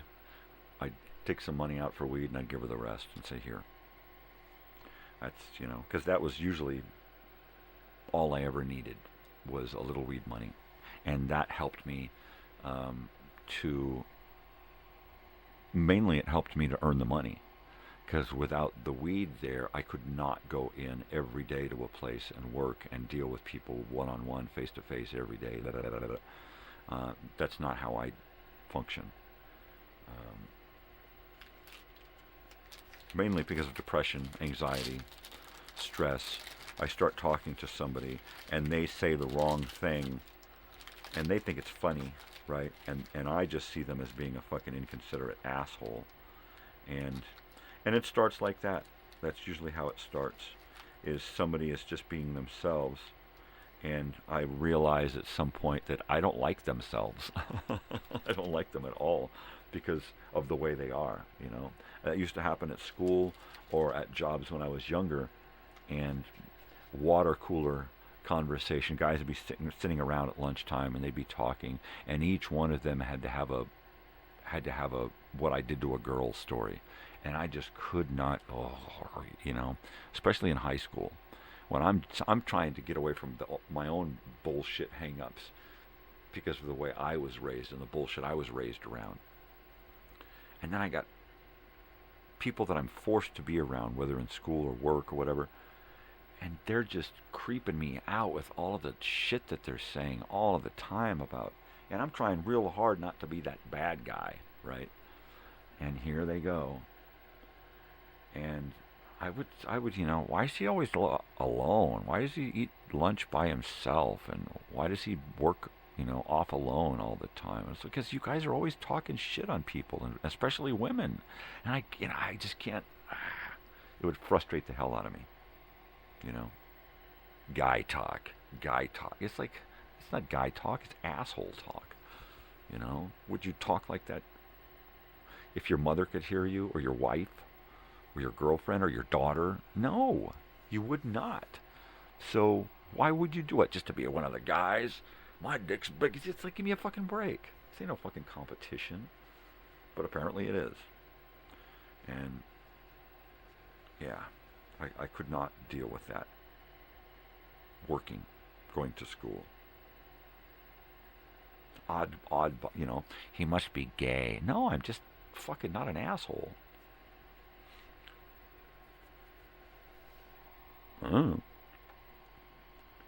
Anyway, I gotta eat.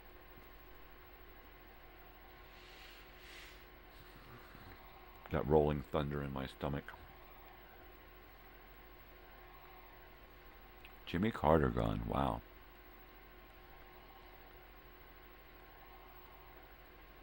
That's crazy. Jimmy Carter. Alice, Linda Lavin, gone.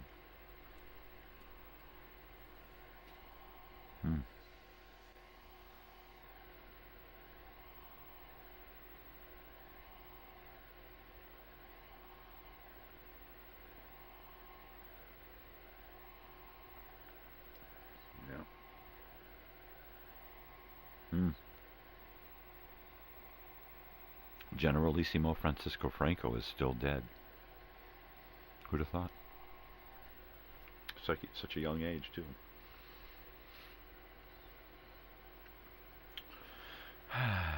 Vienna. Totally.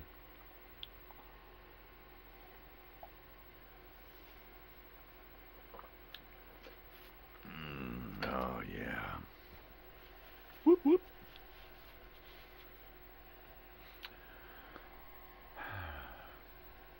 So yesterday, I uploaded most of the last week of February. I have 2 radio shows and 5 educational films to upload, and that's it. So I'm going to do that today. I know I've got a lot of houses to do, but I've got the morning. I just need to get fed and dressed by 9. So between 8 and 9, I should be able to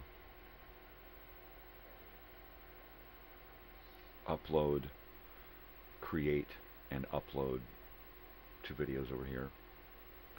And while I'm doing that, hopefully create most of the 5 educational films over here that I need to upload. By create, I mean find the film, put it into my editing program, tack a little black on the beginning and end, fade it in and out, give it a good file name, and any effects that it needs, alter the video in any way, edit it, take 2 parts and push them together, chop out the bullshit, and do that. Add my caption that says Monday Movie Memories. That's how I do that. So I got to do that 5 times. And I got to do 2 old-time radio show videos. That's it. Then I will be working on the first week of February or March.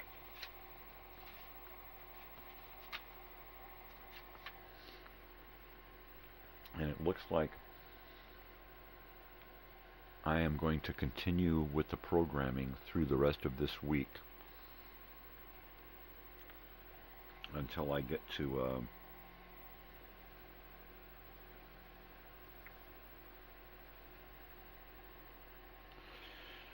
the dentist, and then I'm going to take a couple of days off,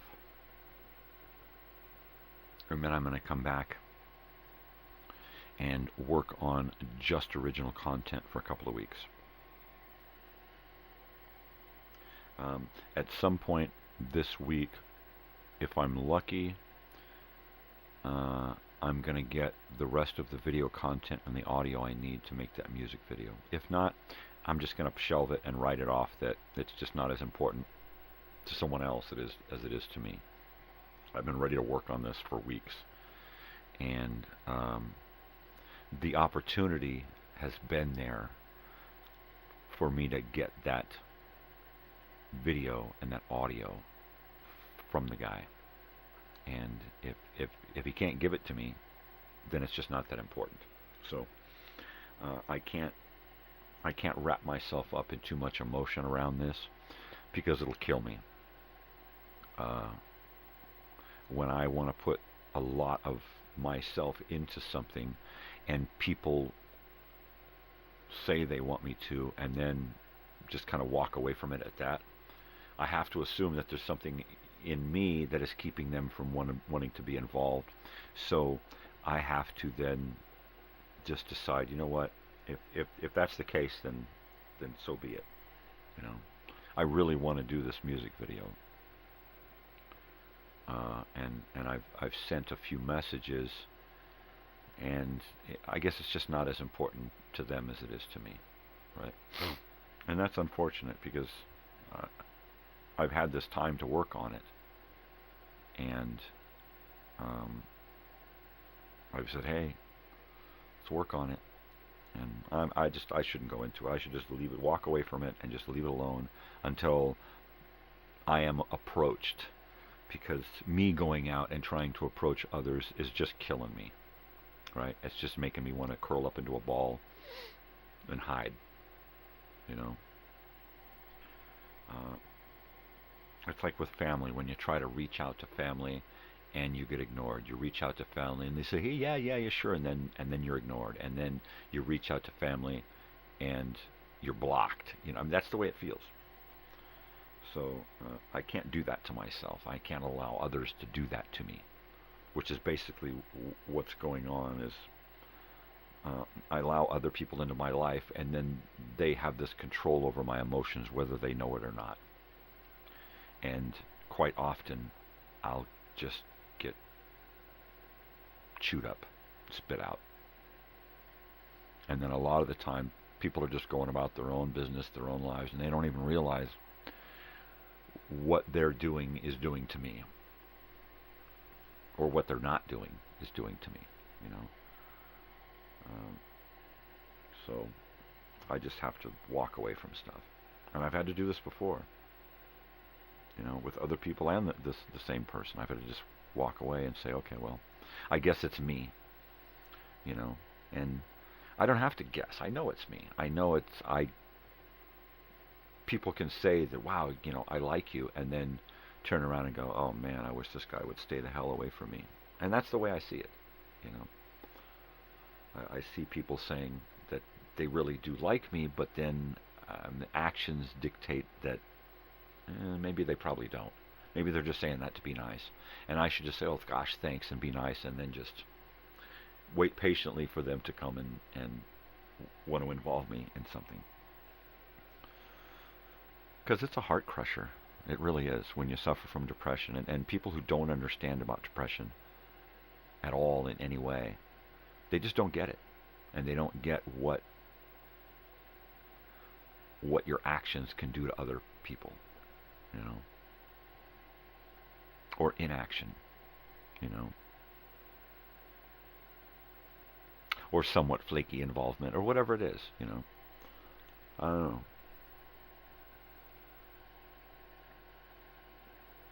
It sucks when you really, really like someone and you go out of your way to interact with that person and it's not reciprocal.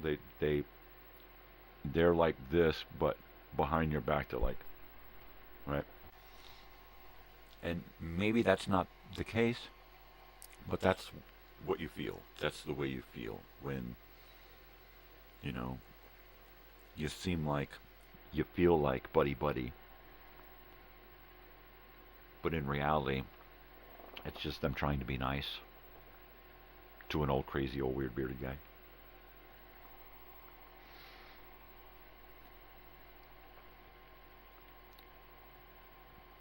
I don't know. I try not to dwell on that kind of shit because then I really, really crash and burn.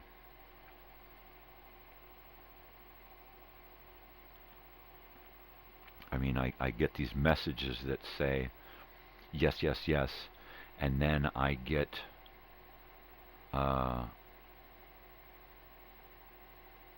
signals that say, no, no, no. And I don't know where to go. I don't know what to believe, you know. Everything's fine, but then that's it. There's no more for a long time. And was it really fine, or was it my imagination? Did I say something? Did I do something? Did I smell bad? I mean, what was the deal?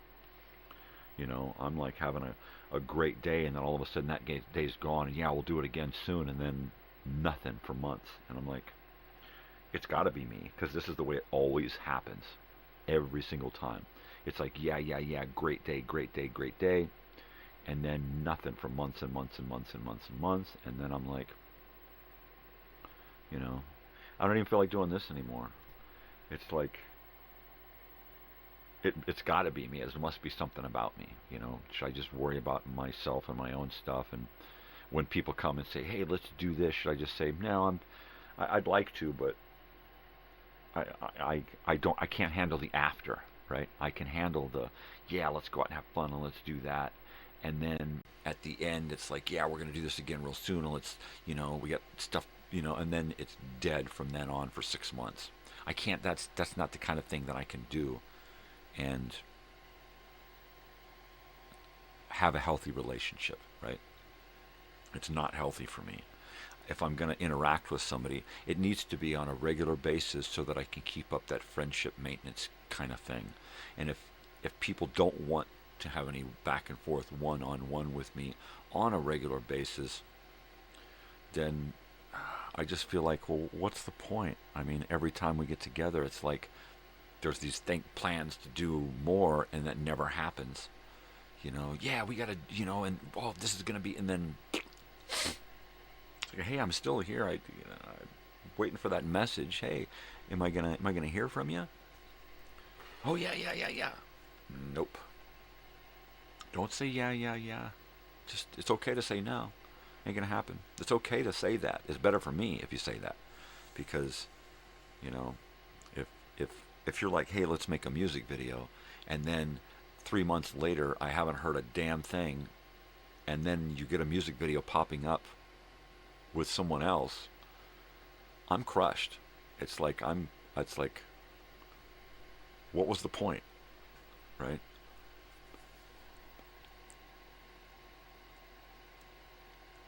You want to take a trip somewhere, and I'm like, yeah, hey, so-and-so wants to take a trip, and this is going to be awesome, and it's going to be, and then I hear you took the trip with somebody else. That's what it feels like.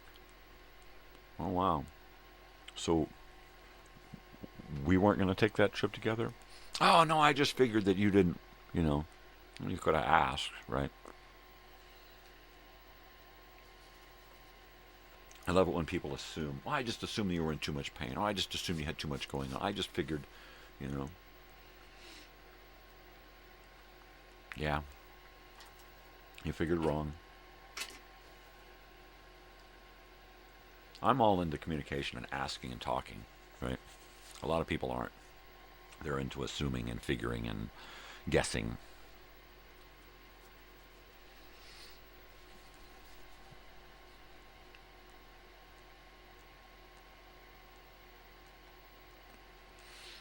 Once again, it comes down to being able to depend on yourself.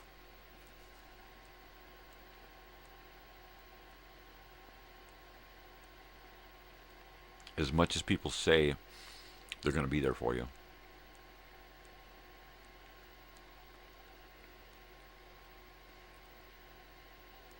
it never really works out that way. Everybody's usually in it for themselves, which is not a bad thing. It's not it's like, oh, selfish people. It's that's what they got going on. They got to deal with their own shit. They got their own lives going on. And it's a bummer to say it or think it or feel it, but people like me take a back seat and the third row and a fourth, fifth, the very back of the bus. That's where we get relegated to, because we're not that important, right, in other people's lives. Hell, most of the time I never felt important in my own life, right, with my own family, mother, father, brothers and sisters. I felt like I was on the back of the bus there. Well, look, a bong hit. I could use that right about now. Right about now. Going in, cover me.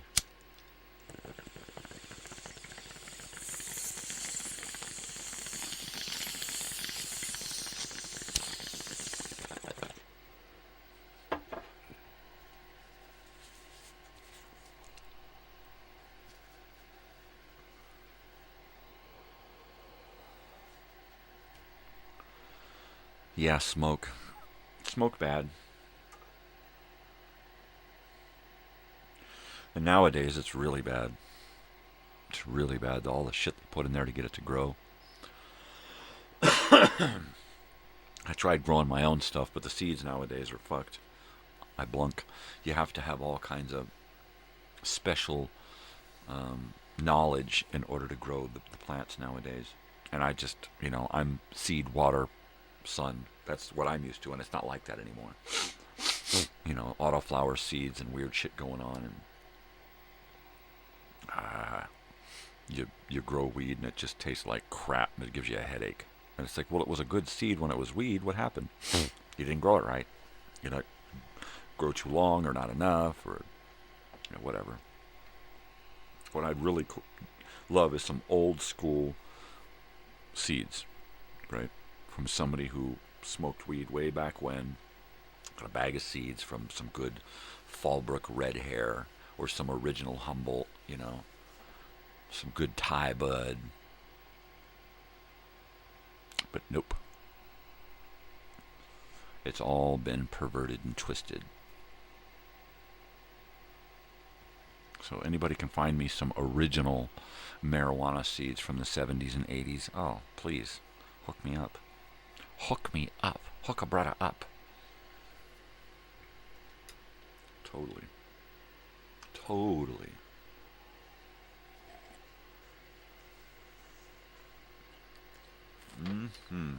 Well, it's 6:30. It's halfway through my show. This is a hump day. We're halfway through the week. Tomorrow night I'm going to go out and see a friend at a bar, perform with some other guys. And I am going to give it one last shot about the music video thing and see what happens. Mainly because I'm going on hiatus. I'm having all my teeth yanked out, and I'm not going to be into socializing. And I wanted to try to do this before that happened, so that we could do it, and I could say, here, it's done, And I could have done this in a timely fashion had I gotten the information and the data and stuff, the music, the rest of the video and the footage and stuff that we had talked about. But I'm going to make one more attempt before I go under the radar. I was hoping to have it while I was under the radar so that I could come back out and reemerge and say, here, ta-da. And we'll see if that happens. If it feels good and positive on Thursday, I may go out again Friday and try to finish off that whole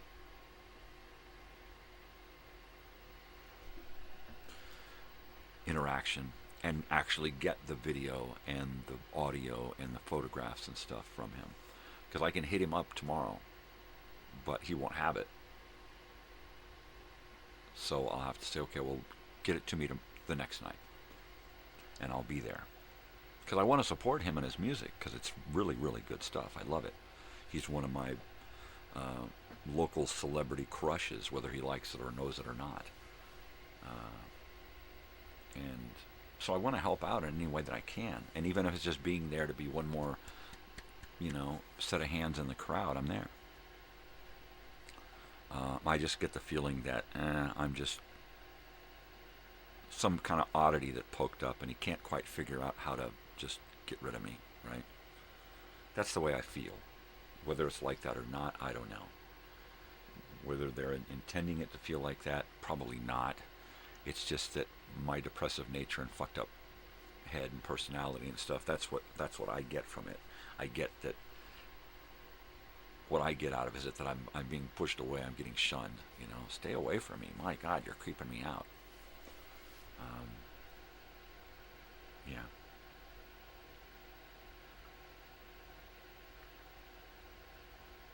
And once again, it's probably because I've been on so many highs lately that I start doing that to myself, where it's like,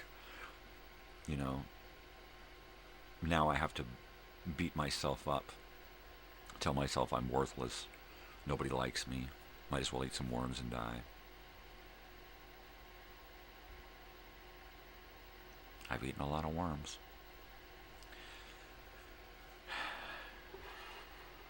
Death by wormicide. Oh my God, he wormed himself to death. He ate so many worms, and he died.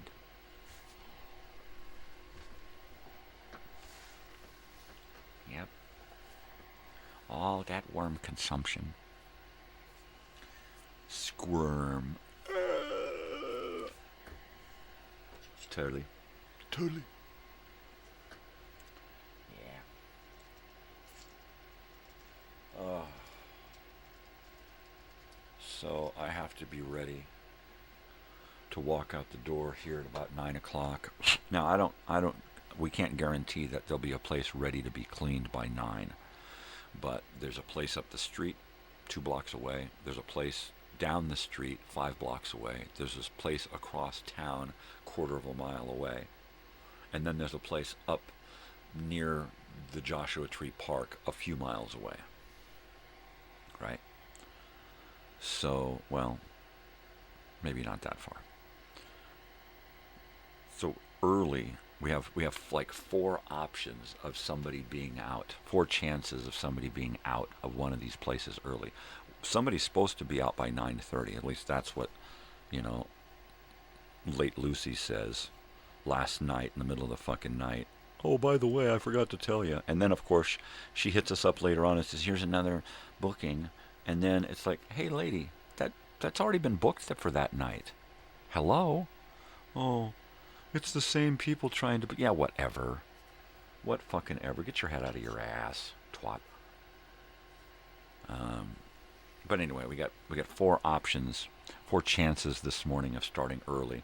So I got to be up and ready to go. I'm going to get done with this and load something and have some breakfast, use the restroom, make something to load, and then get ready to go, and then load that something.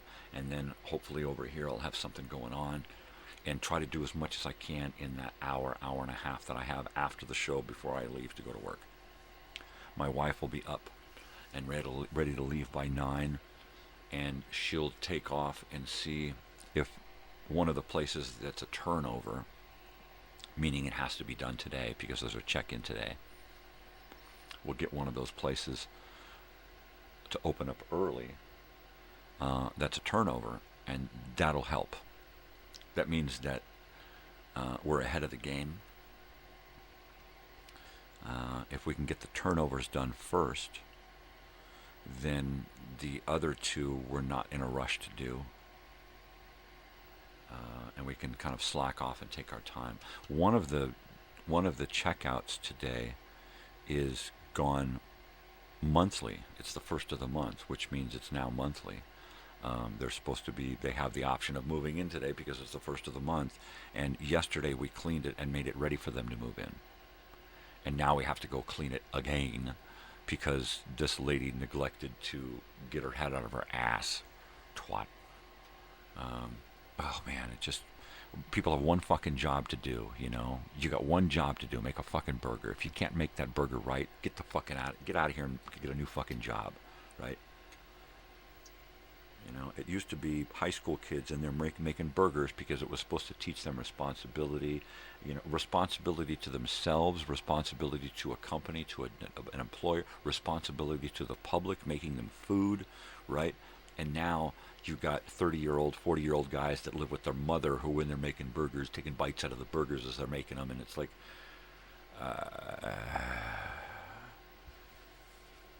you know, you should have moved on from that. And, you know, these are jobs, burger jobs, grocery bagger jobs. These are jobs that kids are supposed to have out of high school and into college to, come on, baby. You know, to transitional jobs, and people make careers. I've been a checker for 10 years. It's like, are you kidding me? And you're proud of that? I'm sorry, but come on. Move the fuck out. Move, you know. And I still live with my mom. Or she lives with me. Whatever. What fucking ever. That's what's wrong with the fucking world. Nobody will fucking, you know, grow up properly, you know.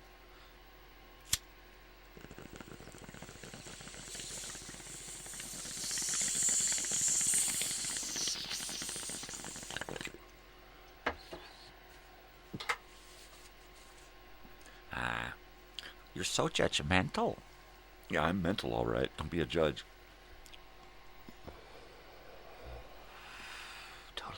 Totally. Well,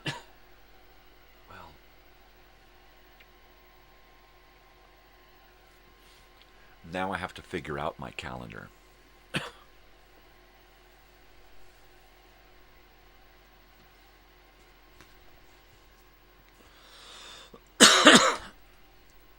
Got a place for notes, which is really cool.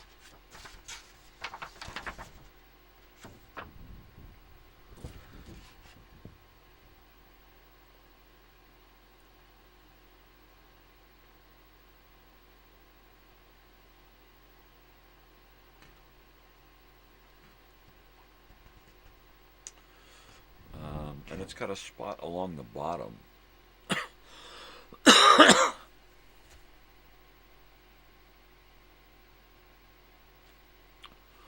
Spot along the bottom that's polka dotted, just little dots all along the bottom. Now, I imagine that on some occasions that might be filled in, right? If a week goes longer. Let me check, see if there's any weeks in here that are really big.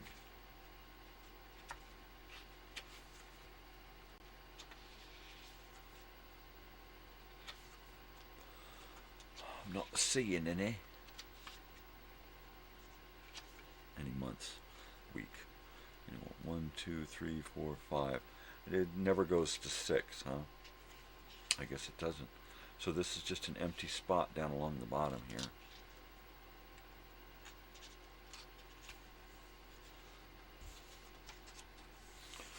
So that's cool, man. That's totally cool, man.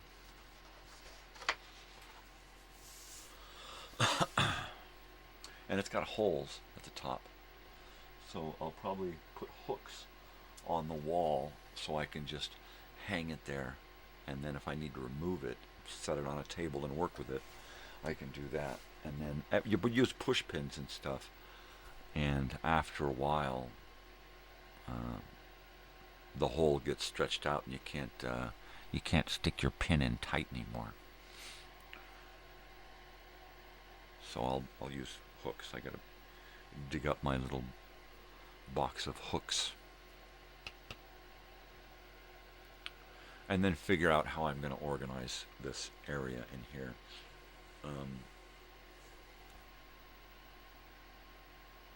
Quite possibly I'm going to move this, but I gotta get a monitor up on this wall behind me to kind of do the same thing.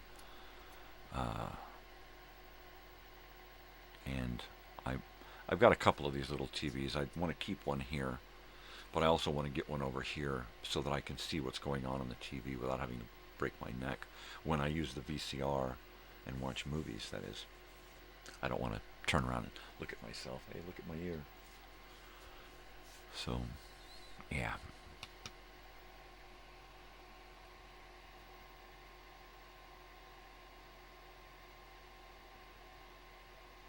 Gosh darn.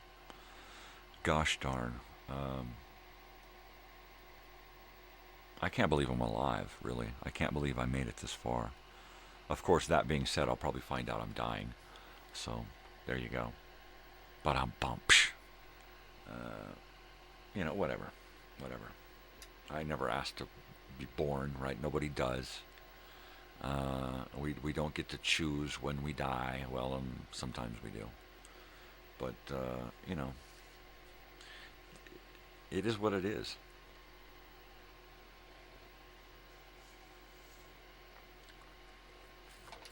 It is what it is. Life is what it is. Life is life. You're born, you live, you die. These last few years have been the best years of my life, which is kind of crazy to say so, because these last couple of years I've been in the most pain than I've been in my entire life.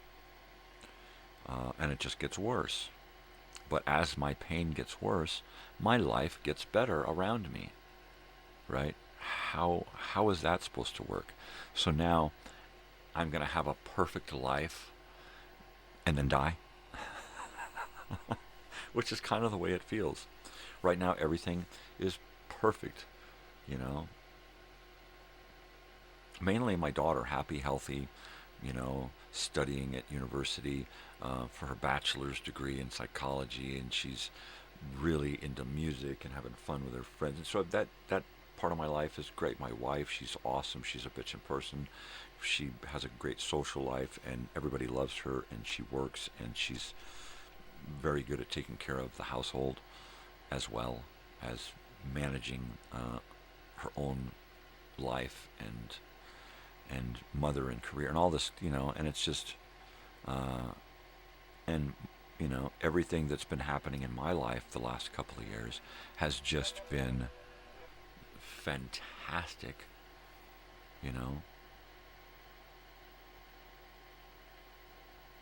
and yet my health just sucks.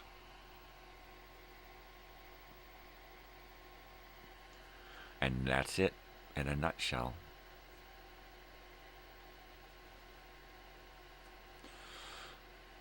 So it is the first of the year, which means that I am going to begin the arduous task of changing myself into a happier, healthier person, right?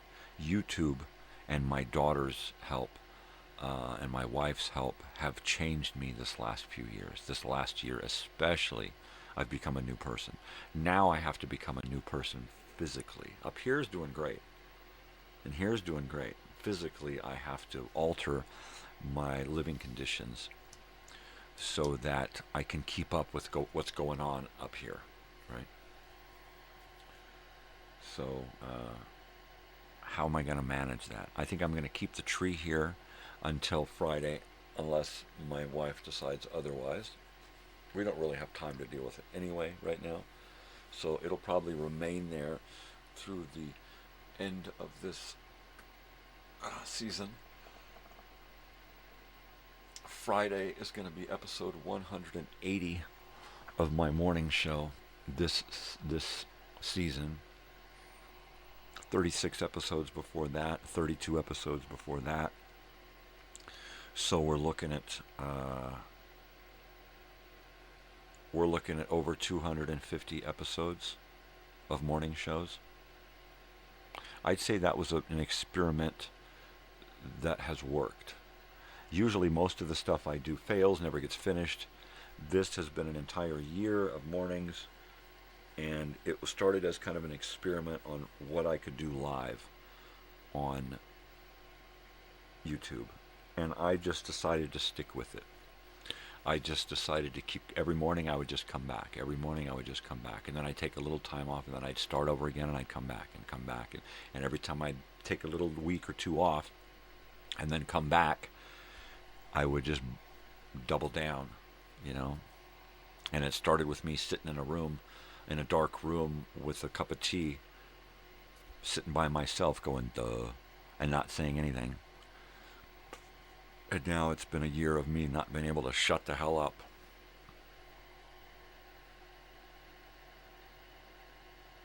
Wow.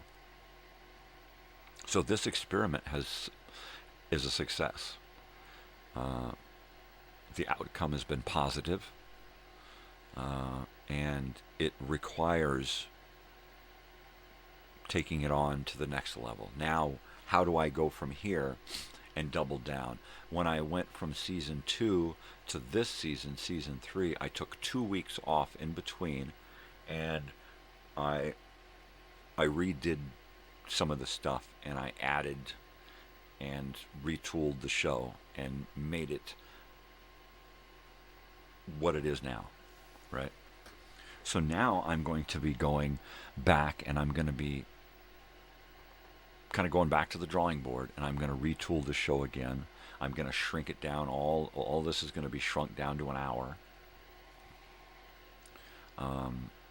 And that's not set in stone. When I look at my schedule and figure out what's going on with my schedule, that's going to determine what the morning show is going to look like. And by my schedule, I mean my daughter's school schedule. She's got a 4-day-a-week schedule for this semester. So for the next few months, it's going to be whatever her schedule dictates is where I'm going to be landing this morning show. Am I going to have to get up earlier? Am I going to have to get off of the air earlier? My plan was to do this show from 5 to 6. And then when she doesn't have the need for me, I can continue the show as segueing into another themed portion of the show. And if I can do that, I'll do that on the odd days. Otherwise, it'll be getting done here in the morning after about an hour or so, and then hooking it and booking it.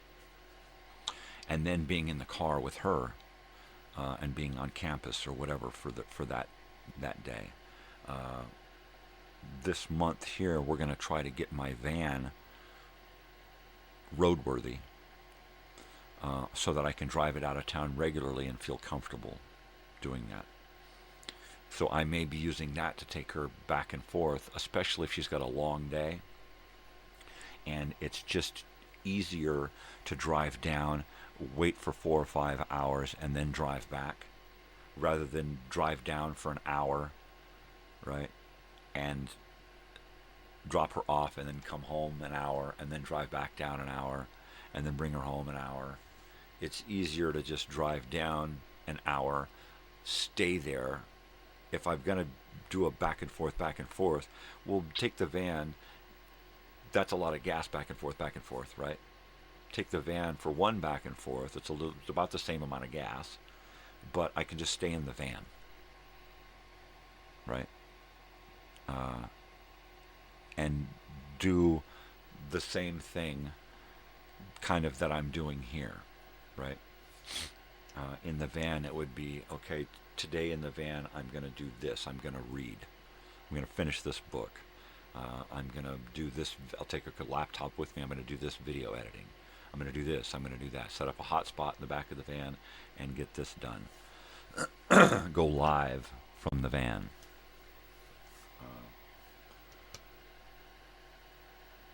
If it's a quick back and forth trip, then it's taking the little car, you know. Going down, she's going to have an hour and a half class, and then we're coming back home. If it's something like that, then it's the little car. If it's something like going down and then going back down, make the decision. You know, if I'm down in the van, I can get this, and that done. You know, focused environment. Then it's okay. And then I get that drive time with my daughter to hang out. So it's a win-win either way, you know. And if I get down there and it's like, oh, I'm just too pooped to do anything, jump in the back of the van, crawl into bed, sleep for a couple of hours. She gets out of class, and we, you know, hang out for a little bit until she goes to her next class. I used to do the same thing with my father when he went to college and university, right? He would take me with him in 1978, 79, 75, 74, 1980. I would make trips with him, whether it was early in the 70s to Pasadena City College, or late in the 70s and early 1980 to UCSD down in San Diego. So I would go with him on a regular occasions. Just, you know, I felt like I was going to school with him upwards of at least once a week, right? Or at least a few times a month. I was missing that much school, you know. I don't know what the deal was, why I didn't get in trouble over it, but I was quite often pulled out of school to go to school with him and to experience that, you know. Oh, I blunk. So it's kind of neat to be on the other end of it now, where it's my daughter going to university and I'm doing the same thing, going and hanging out with her while she's in class doing her thing. I'm kind of just waiting, you know. And I did that at UCSD with my father, and I would hang out on the campus at UCSD by myself, roving around, getting to know the different departments and the different department heads and people, and the audio and video department was my favorite place. I don't think I'm going to do that at her school. Hey, there's your dad. She's going to be like, ugh. Right? You don't watch his shows. Yeah, I do. Oh. So no, I'm going to be as incognito as possible, as this can manage, right? And try to get as much stuff as I can done while I'm down there doing nothing, right? Totally. Man, I need more heat, man. I need more heat, man. My van is very, very comfortable. I'm going to take a VCR and stick it out there, and then maybe a DVD player.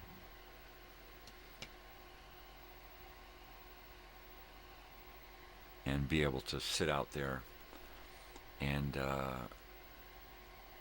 watch a fucking movie, you know, like the old days. Back when it was like, wow, man, you can sit in your van and watch a movie. You got a TV in your van, man? Wow, that is cool, man. Oh, you got a bed? Whoa. Yeah, that's so fucking cool. I'm so totally retro, dude. Totally. I need to get an 8-track player hooked up out there. That's one thing I really need to do. I need an old school guy like me who used to work at a car stereo place, right? Who knows old school car stereos. That's really important.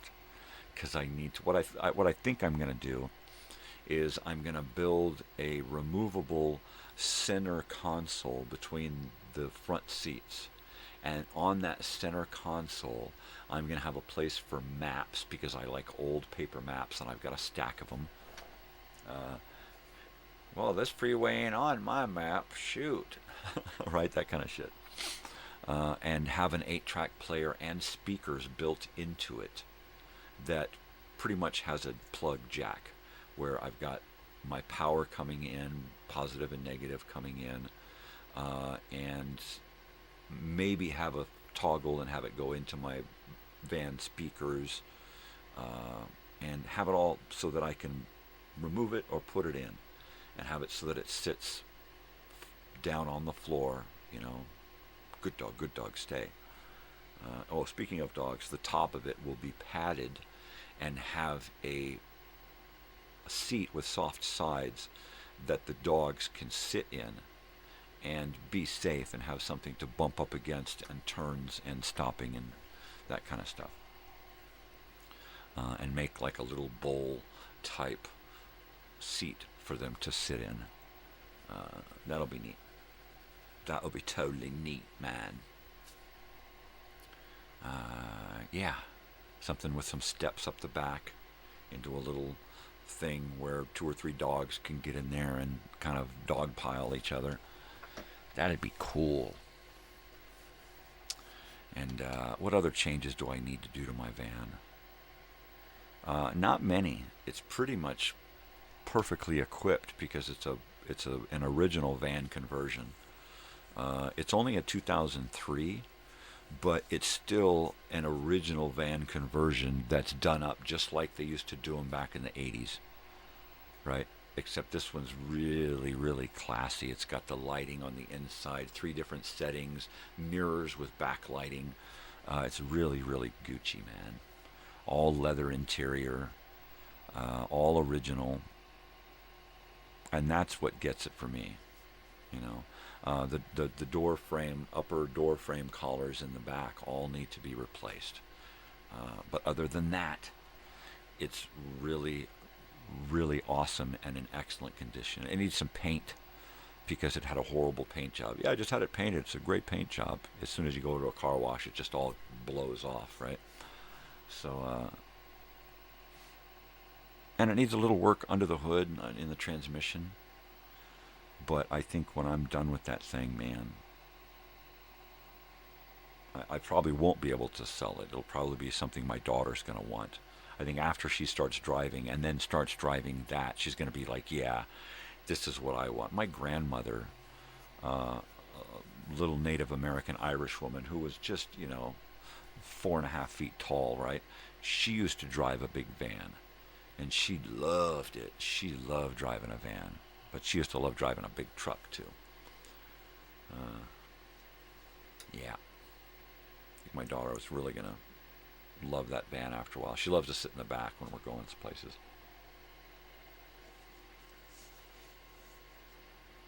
Totally.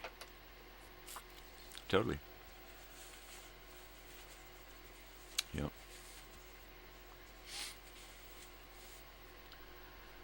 Oh, boy. Well, I cannot believe that it's 7 o'clock already.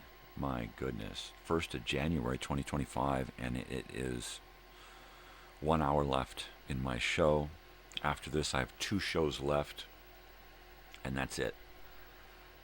I could have ended yesterday and not done 2 shows of this, but I wanted to finish out the week, and I wanted to get my season to episode 180, and 180 will be Friday.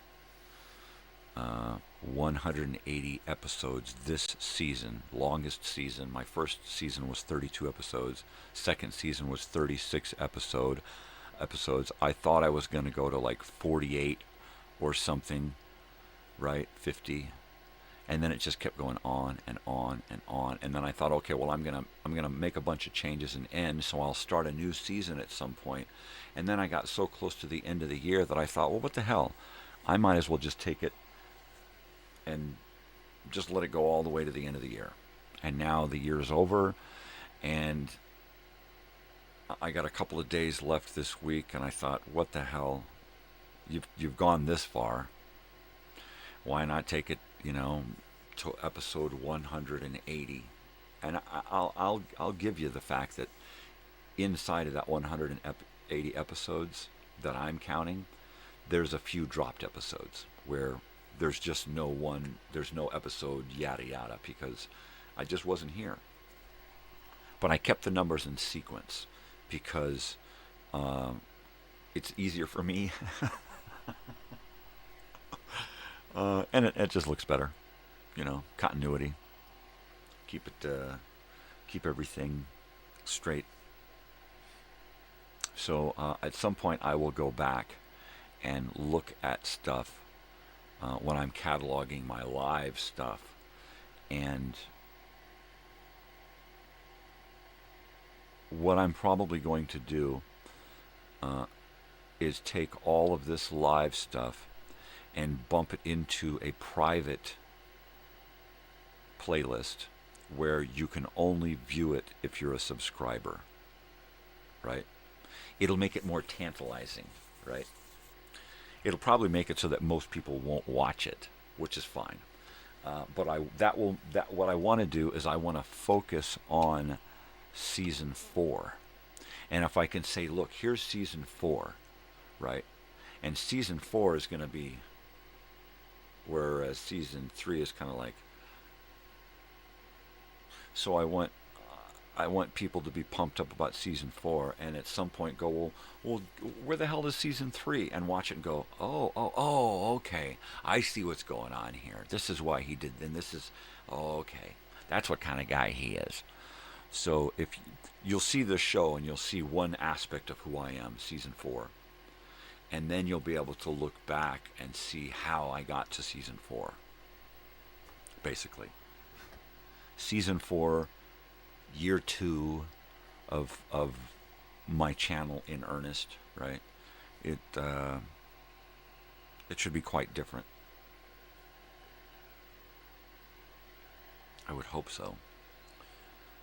It'll probably be a lot of the same, right? Because I can't completely change. I'm not going to be crazy old weird unbearded guy, right? I'm not going to go there. The doctor said I had to shave, so fuck that. I plan on going out like this. This is who I am from now on. This is it. I don't plan on ever shaving my face again. I'm over it. I'm over being, a slave to the man. The collared shirt is the yoke of the oppressor. No, I gotta be me. And me says that I don't want to do all of that bullshit that other people says I gotta do in order to fit in. Fuck that. I mean, I don't know how many fucking jobs I had that required me to shave. Looks like you're putting on a beard, you better shave. I can see your mustache, you better shave. Better get a haircut.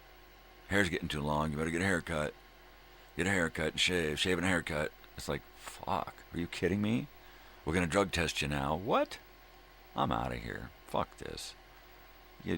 Not only are you going to dictate how I look for my entire life because I'm here for 8 hours a day, 5 days a week, but now you're going to dictate what I'm allowed to do after I'm here 8 hours a day, 5 days a week in order to be here. Fuck you. And your drug testing and your fucking requirements and your fucking applications and references and all that fucking bullshit. Are you kidding me? What? And then now I'm a part of the family until you treat me like shit because I ain't a part of the family anymore? Fuck you. That ain't family. It's bullshit. It's fucking bullshit. Fucking employers. Most employers are fucking suck-ass pieces of shit. I feel like I'm getting all worked up again here.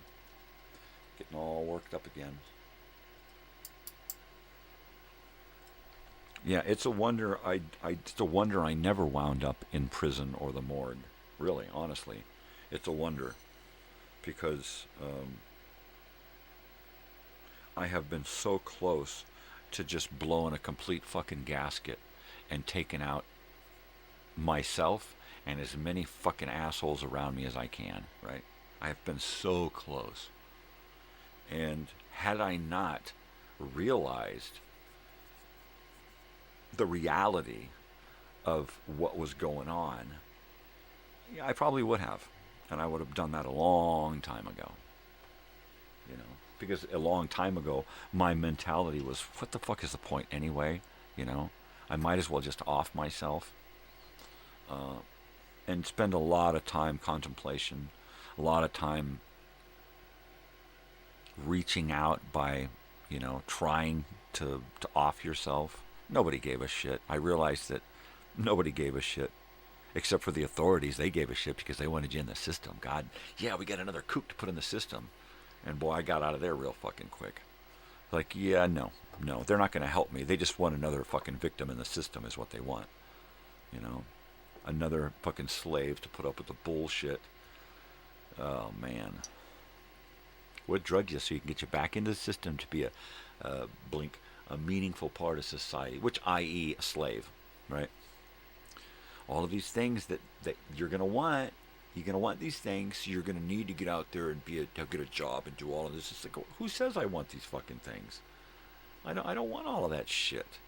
This is what I want. But you want me to want all of this so that I need to do the things that you need me to do. Fuck you.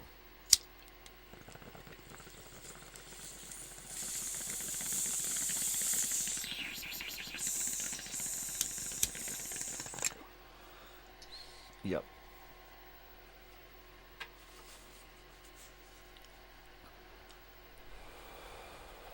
I mean, I've had a hard time with society and the bullshit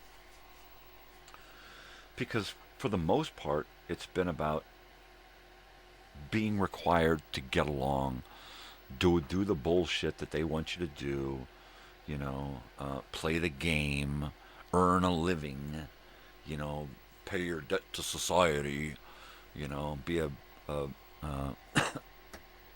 active citizen, upstanding member of the community, and all this bullshit. And it's all bullshit. Because no matter what you do, you're always going to be seen as that little rat-haired fucking kid that I was when I was a kid. They're always going to see me like that. Mainly because I haven't changed much. Now I'm just an old rat-haired guy. But should that matter? No. But to the rest of the world and society and the powers that be, yes, it does matter. And you can see it in their eyes when they look at you. Oh, how can I help you? Right? It's like, oh, you didn't just fucking do that, did you? You didn't just look me up and down, motherfucker, did you? Oh, man. I just want to walk around saying, talk to my fucking lawyer, right? How dare you? You know? Oh. But what do? You carry a lot of rage and cynicism around with you. And I finally had to dump most of it. I still keep enough so that, you know, I don't get stepped on. Even though I still get stepped on. I've got to show my daughter to be strong and smart and not be gullible and not fall for bullshit. And not just walk into something because somebody says, hey, come on in. You know. And it's hard. It's really hard. So my daughter will hear me. I'll be watching something or listening to sort of out in the world, and I'll just say, that's bullshit. That shouldn't happen. Nope. That guy, that's wrong. He should not do that. That's not allowed. That's illegal. He's wrong. Learn by this example, okay? This fucker is an idiot, and don't do that. You know, because you're out in the world and you see people doing stuff and you experience stuff, and you just assume that it's okay because you've seen 3 other people do it. Yeah, you can't do that. Especially when you're young. Then you come off looking like one of those little young, entitled, affluent kids who thinks they can get away with anything. And then they're gaffled up by the police because they're telling the police, no, I can do that. No, you're wrong, right? You can't do that to me. And the kids are wrong because you cannot do that at all, ever in public, you know. And a cop calls you on it, now you're going to tell the cop, fuck off, you can't do that to me. I can do whatever I, you know. Because you see others do it. And nowadays it's magnified 1,000 times because you see others do it on a video. You know, 1,000. It's magnified 1,000,000 times because look at the viewer count, right? So how many people have watched this stupid video and now have learned the wrong lesson, right? Yeah, so when I'm out in the world with my daughter and she sees people doing this wrong thing, I make sure she learns the right lesson, right? And explain to her why this is wrong, or if I see it on TV or in a video, and I'll say, you know, this is funny and cute and all, but the reality of this is, and I try not to lecture, but there are occasions, you know, when fucking dealing with the world where you just have to sit her down and say, look, this is not the way. And I don't do that a lot. You know, I feel like I don't have to because my daughter's got such a great head on her shoulders that it's like more of what I do is I lead by an example of what not to do, right? You know, she sees me freak out and blow up in rage and then try to ring myself in, and she don't do that, you know, mainly because she don't want to do that. She don't want to do crazy guy stuff, you know. And she has the potential because she's an emotional person just like me, you know. And she allows things to fester and get to her just like me. She hides stuff back. So, you know, and then, you know, of course, the bad things that I do, vices and whatnot. She doesn't really have any extreme vices. I know she's never going to be a smoker or a vapor. But she may eat edibles and drink a little, right? But she's not going to go the hardcore toxic road and just fill her body full of garbage because she's not like that. She stopped drinking sodas in junior high school because she wanted to stop drinking sodas. She don't drink that kind of stuff at all, right? She drinks juice and water and milk, and that's it. And she keeps it as natural as possible. So I know that she cares about her body. So I know she's never going to smoke. She's never going to be a hardcore drinker. She'll be a sipper and a social drinker. She'll have a few gummies for relaxation and for pain. But, you know, I know that she's got her shit together, right? And that makes me feel really good. And a lot of that has to do with her mom. And me, because I teach some pretty good lessons of what not to do. What not to do, you know, when I'm driving. I am perfectly capable. I'm a perfectly capable driver, and I make sure that she sees what to do, what to do properly when you're driving. I don't give negative examples when I'm driving. And that's important because that's one of those things where you have to think and act positively. You can't get involved in road rage. And I've been there before, and I know, and that's why I can teach these lessons.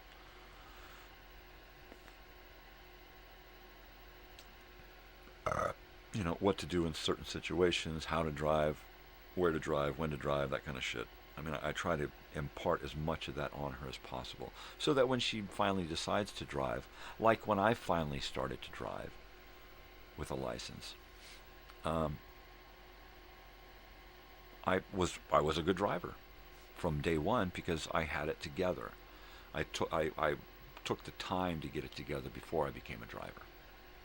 I didn't just get into being a driver at 15 because I wanted to get into a car like all of my friends and then go out and just fuck up because you're 15, right? And then by 17 you got your car taken away and you got a DUI and all this other bullshit, and then you act like a little affluent fucking bitch punk and get arrested and beat up by the cops because you were, you know, throwing shit at them and being a punk because you were on video and wanted to, right? So, yeah. I would think that when confronted by the police, my daughter would be yes, sir, no, sir, thank you, sir, bye, sir. And let it stay at that and not smart off and not, you know, well, my mom says, you can't do, you know, it's like, just shut up, Say yes sir, no sir. Do what they tell you to fucking do. You know, take your fucking ticket and move on, right? Don't open up your mouth, you know, and start spouting off fucking Bill of Rights bullshit, because it just makes you look like a kook. Whether you are or not, it just makes you look like a kook. You know, and it'll get you into trouble. You know? And even if you can get out of that trouble because of some idiot, right? Why get into the trouble in the first place? What is it going to do? What is it going to prove? What, do you got some kind of chip on your shoulder? I mean, I don't get it.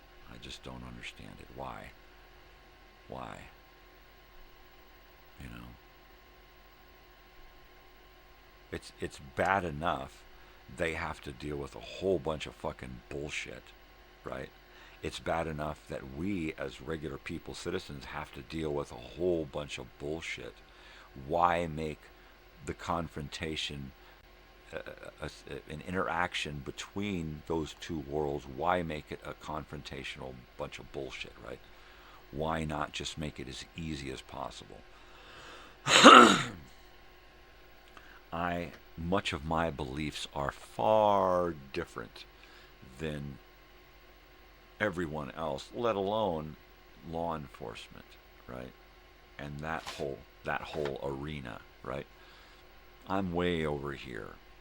But then again, even if most people aren't over here, they're still way over there. I'm still off in my own little fucking world, right? And I have no desire to have any negative interactions with that world, law enforcement, right? Mainly because all of my interactions with law enforcement in the past, when I was young, i.e. with my family, was always fucked up and stupid and negative, right? At their hand, right? My parents, right? It's like, don't fuck up. And there'll be no... That's the whole reason to have police, is so people don't fuck up. It's like, we don't fuck up because there's police. And a lot of people's thinking is, don't get caught because there's... You can fuck up, but don't get caught because there's police. No. As a kid, we learn, don't fuck up because there's police. And then as you get older, that changes to, don't get caught because there's police, right? When you're a kid, it's don't cheat, don't lie, don't steal, always tell the truth, always be honest, always be nice and kind and courteous and this and that. And as soon as we become a driver or 18, right, one of the two, then it's don't say anything, don't do anything, talk to the lawyer first, don't admit guilt, right? And it's like all of this changes. It's okay to lie and to cheat and to steal as long as you don't get caught, right? Because that's the lessons our parents teach us, you know, even down to the littlest, simplest things. They cheat a little bit on their taxes. Somebody gave them a little too much money in their change, and they're like, ooh, I got a tip. And it's like, no, you didn't. You just stole something out of somebody else's pocket because they're going to have to pay for that, right? And there's always a tit for tat, you know. There's always a con to the pro. And we learn these little tiny lessons from our parents about how you have to be honest and upstanding, but it's okay to do this, and you have to tell the truth, but it's okay to lie. And it's just, you know, what the fuck kind of shit is this? Yeah. You have to be able to move past that and escape from that and pass on those positive lessons to your kids. Because if you don't, you know, what are you doing? You know, when I'm out in the world, especially now that my daughter is, you know, old enough to be conscious and coherent of what is happening in the world around her and cause and effect and all of that, and the fact that she's studying psychology. So even when I'm here or at home alone or out in the world, whatever, I still, or even if she's not there, but most especially if she's there, I try to give those positive lessons, you know, in honesty, in caring, in courtesy, you know, those things that they're supposed to teach you in kindergarten and they don't do anymore. They're supposed to teach you through the first 5 years of your schooling, but instead they concentrate on bullshit, So by the time you get to the 6th grade and junior high, you're either a punk bully or a little punk snotty kid who gets bullied, right? Or some fucking wallflower, and jeez, so now that my daughter's 20, I try to give her, I've actually given her money. Why don't you take these couple of bucks over and give it to that guy there, say hi to his dog, so that she can feel comfortable interacting with people on a positive level, I'm sure I've got a million other examples of how I try to, and so then when we're at Pappy and Harriet's and I come back from the bathroom and my daughter is interacting with strangers and they're all laughing and smiling, that makes me feel really good that she's not going to be that wallflower. She's not going to be that gullible idiot. She's not going to be that asshole bully. She's going to be a nice, positive member of society.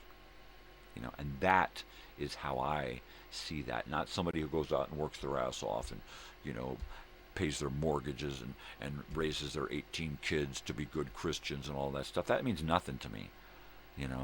It's how much time, with all of that that's going on, how much time do you actually spend with your kids, right? Mealtime, breakfast, and then dinner, and then you shuffle them off to bed at 8 so you can, watch porn with your wife. I don't know, but it just doesn't seem that it's possible to make it work positively like that, right? Sure, 21 and counting, right? Then it turns into that horror story that we see in Moreno Valley, where those bunch of kids are running, screaming for their lives, trying to get unshackled from their beds, and the abuse and the malnourishment. So yeah, I don't, all I'm saying is positive lessons. Not positive lessons from your point of view, but positive lessons with a moral compass, not your own slant. You have to do it like this because that's the way the Republicans do it, and that's the way the Christians do it. No, it shouldn't be any of that. It should be, how do you do it morally without any of that? Humans do not need politics and religion and schooling to be good people, okay? It's those things that turn us into bad people, teach us hate and division and ignorance, Take all of that away, and what kind of positive influence can you be on the world, right?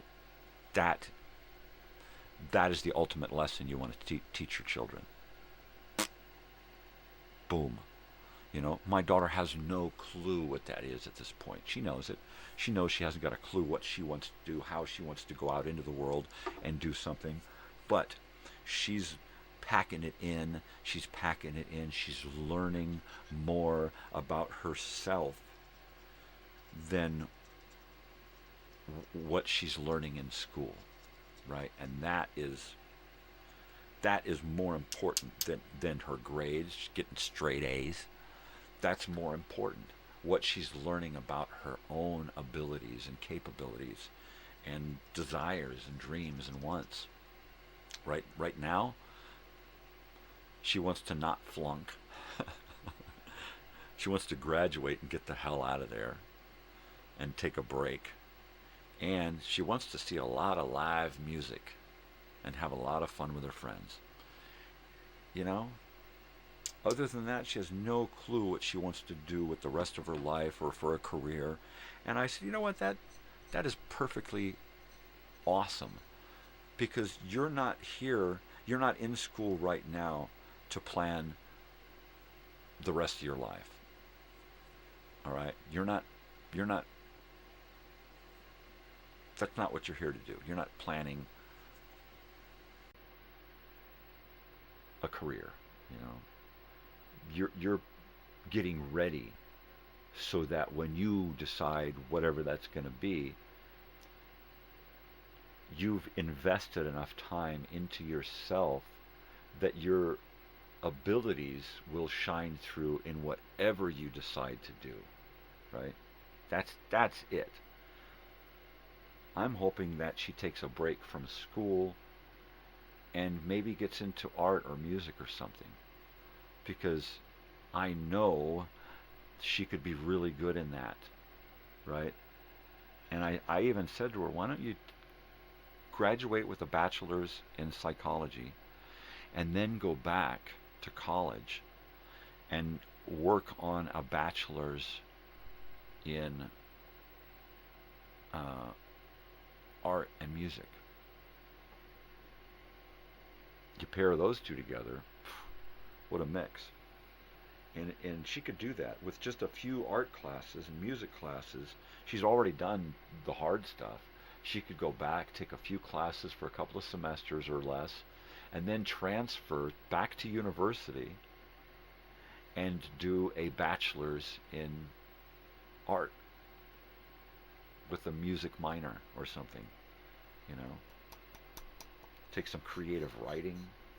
And then,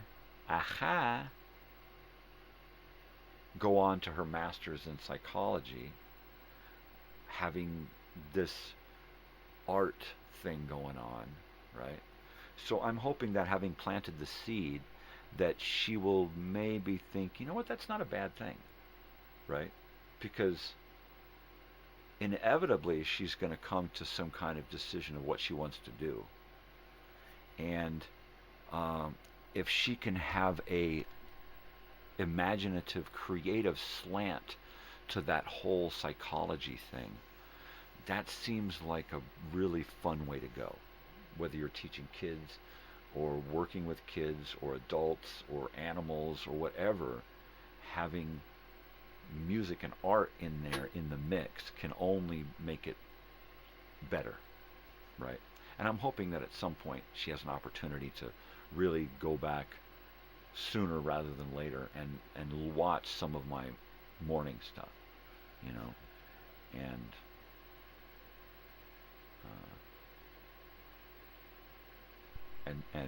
see how much in earnest, because I won't preach to her about this stuff. She's got to make up her own mind. This is what Dad thinks. Every once in a while I'll give her a little nudge, but I won't sit and preach to her like this. I won't sit and talk to her about, you know, this and this and this, and this is how you should do your life. I don't want that in her head. I want her in her head, not me. I want her to do things because of her, not me. You know. Yeah, it would make Dad happy if I did. No, what's going to make you happy is what you need to worry about, and that's the main overall lesson I'm trying to teach her about getting shit done in her own life, because it's her own life, not mine. Don't, you know, I'm not raising you to be a clone of me, for you to continue my work, to take on the family. That's, how dare you do that to a kid? Raise your kid to be you. You know, I had 8 kids, and, you know, only 7 of them took on the family business. That fucking black sheep, well, he became an artist, that piece of shit, right? How many times have you heard that? Where you got this huge family, but there's one oddball. And it's the one oddball because they decided to do their own thing, right? And that makes them a pariah in the family. Oh, don't talk to him. He's just an artist. He don't work in oil like the rest of us. What the fuck is up with that? You know?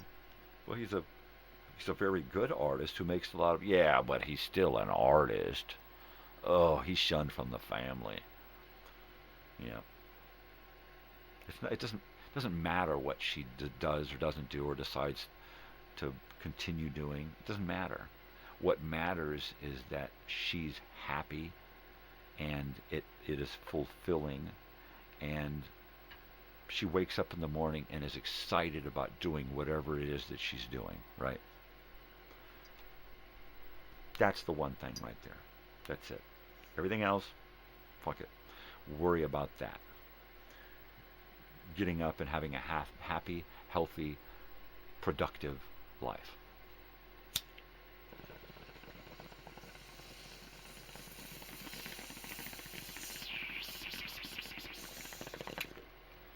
And I think because of the psychology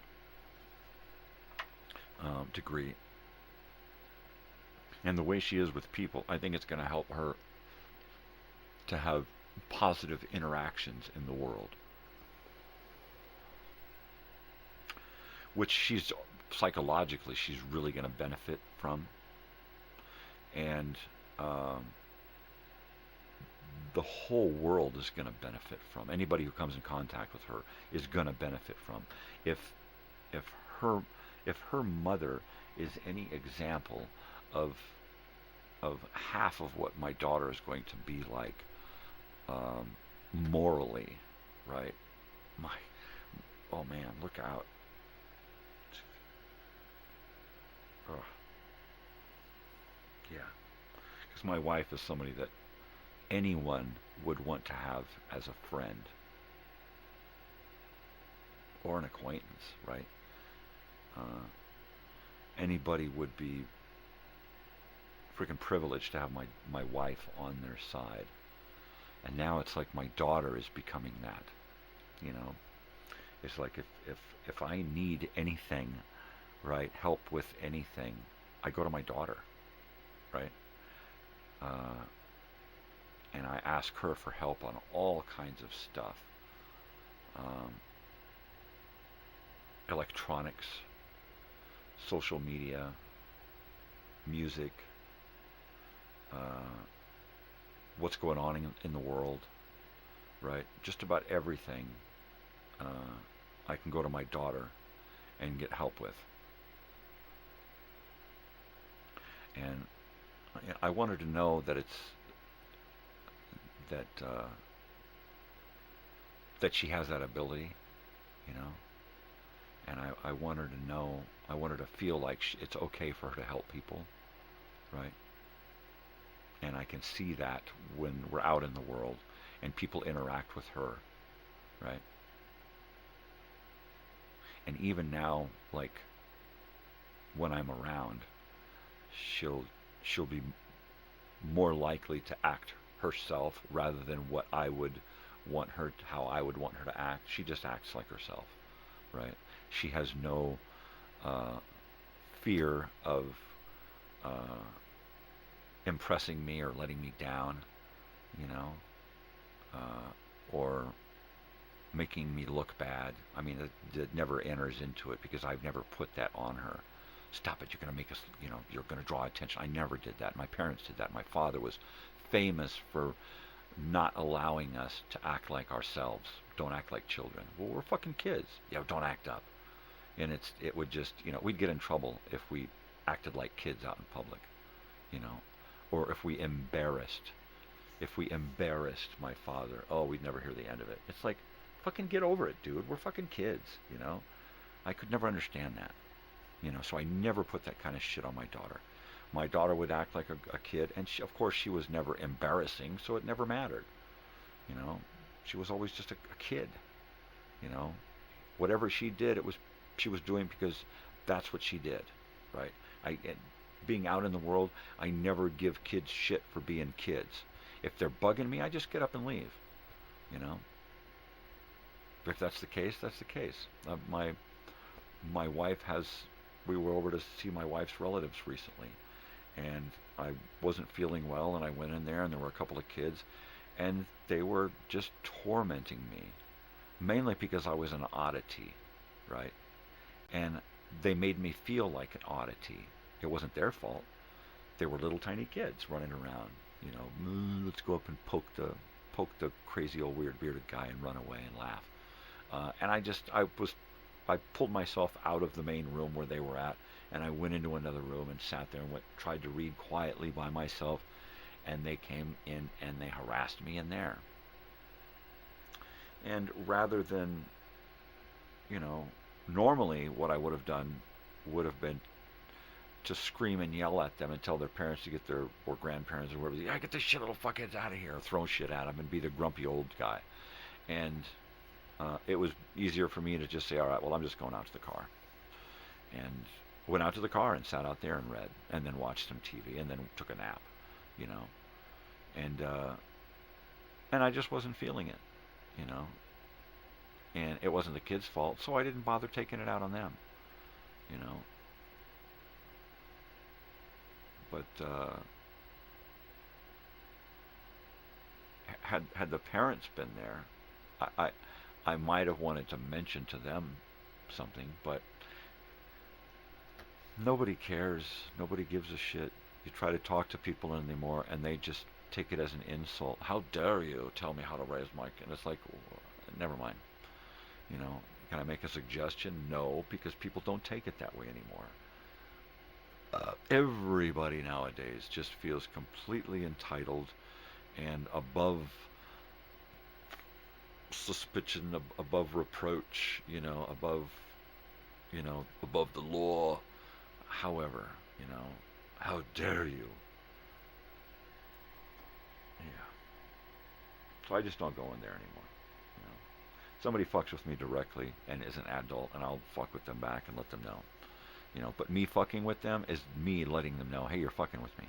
And that's how I fuck with people. And then I'm done. If I allow it to fester inside of me, I'm never done with it, and then I hate that person, and I just want to eat their face off. But if I let them know, hey, you wronged me, then I'm done with it, and I can move on, and I can look at that person again and say, hi, how you doing? And not see that same cashier who was an asshole and look at them like an asshole every time I see them from now on. No, I'd let them know that they offended me in whatever way, and I move on. And if they can take that and move on, we got a great relationship from then on. Otherwise, I don't give a fuck. If that me telling you were wrong hurt your feelings, then go through the rest of your life being wrong and getting your feelings hurt, right? Because that's going to happen a lot, fool. But I try not to blame kids for being kids and doing kid stuff, because that's when I was young.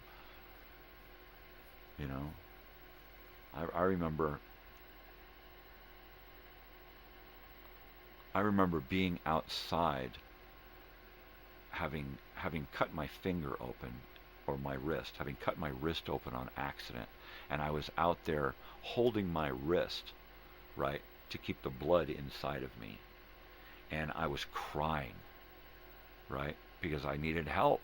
I was injured, and I remember the door of the motorhome opening up, and my father reaching out, pulling me in the motorhome by the hair, and shut the fuck up and talking through his teeth like he used to do. Shut the fuck up and get the fuck in here, motherfucker. Quit acting like a fucking fool and making a scene. And he grabbed me by the hair and pulled me in the motorhome. And he never asked me what the fuck was going on, why I was...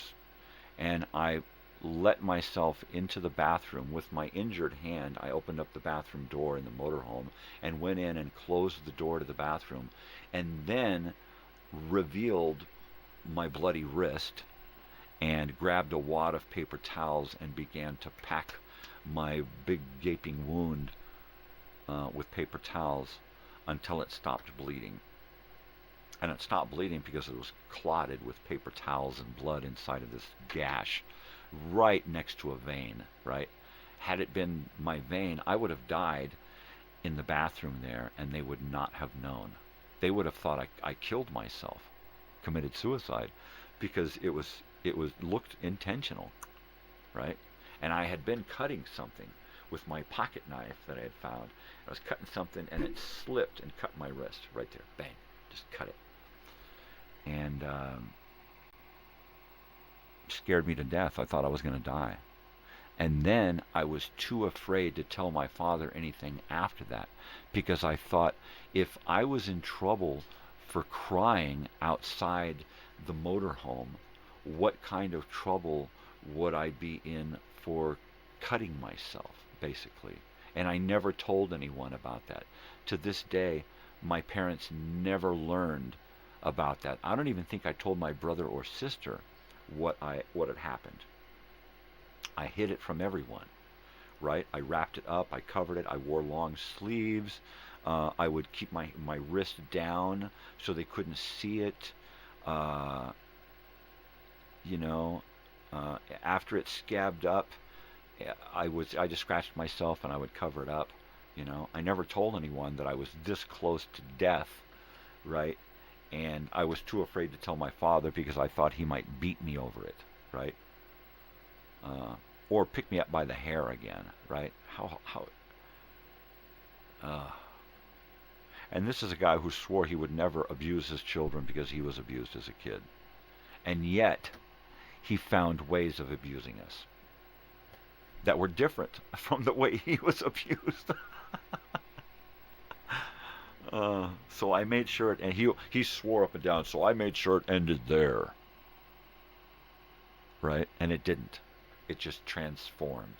So I made sure that I did my best to make it end there, even though I'm sure there was residual effects transferred to my daughter, right?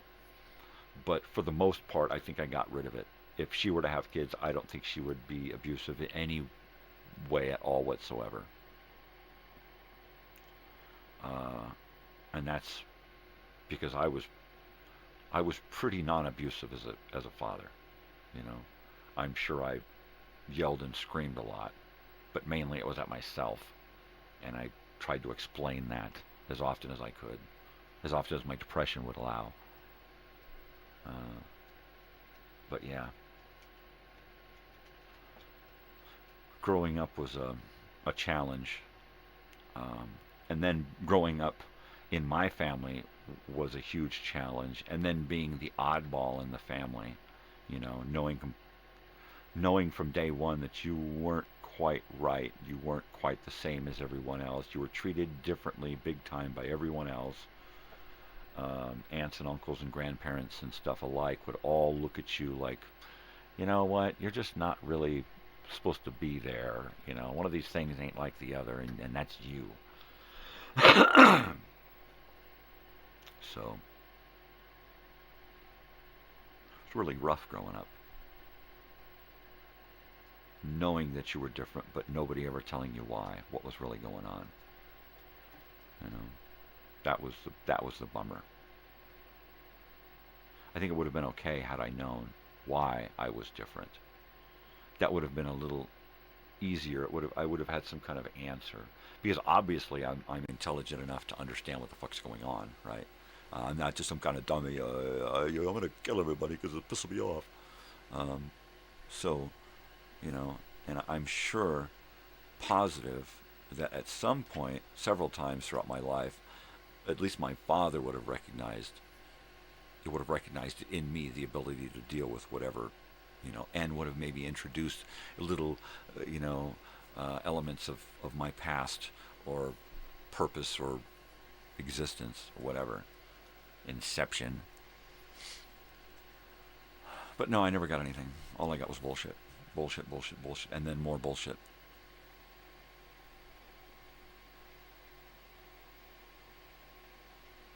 So I think a big part of this next year is going to be doing some genetic tests between myself and my brother to try to figure out what's what. Are we brothers or half brothers? Basically. That's going to answer a huge, and then genetically, what's my makeup like, right? Is it my mother and another half? Or is it my mother and a half that looks more like my mother, right? Which would make me my own uncle. So I don't know. Regardless, I just want to figure it out, right? Because I'm big enough to handle it now. So anyway, it looks like we're reaching about the last 15 minutes of the show here.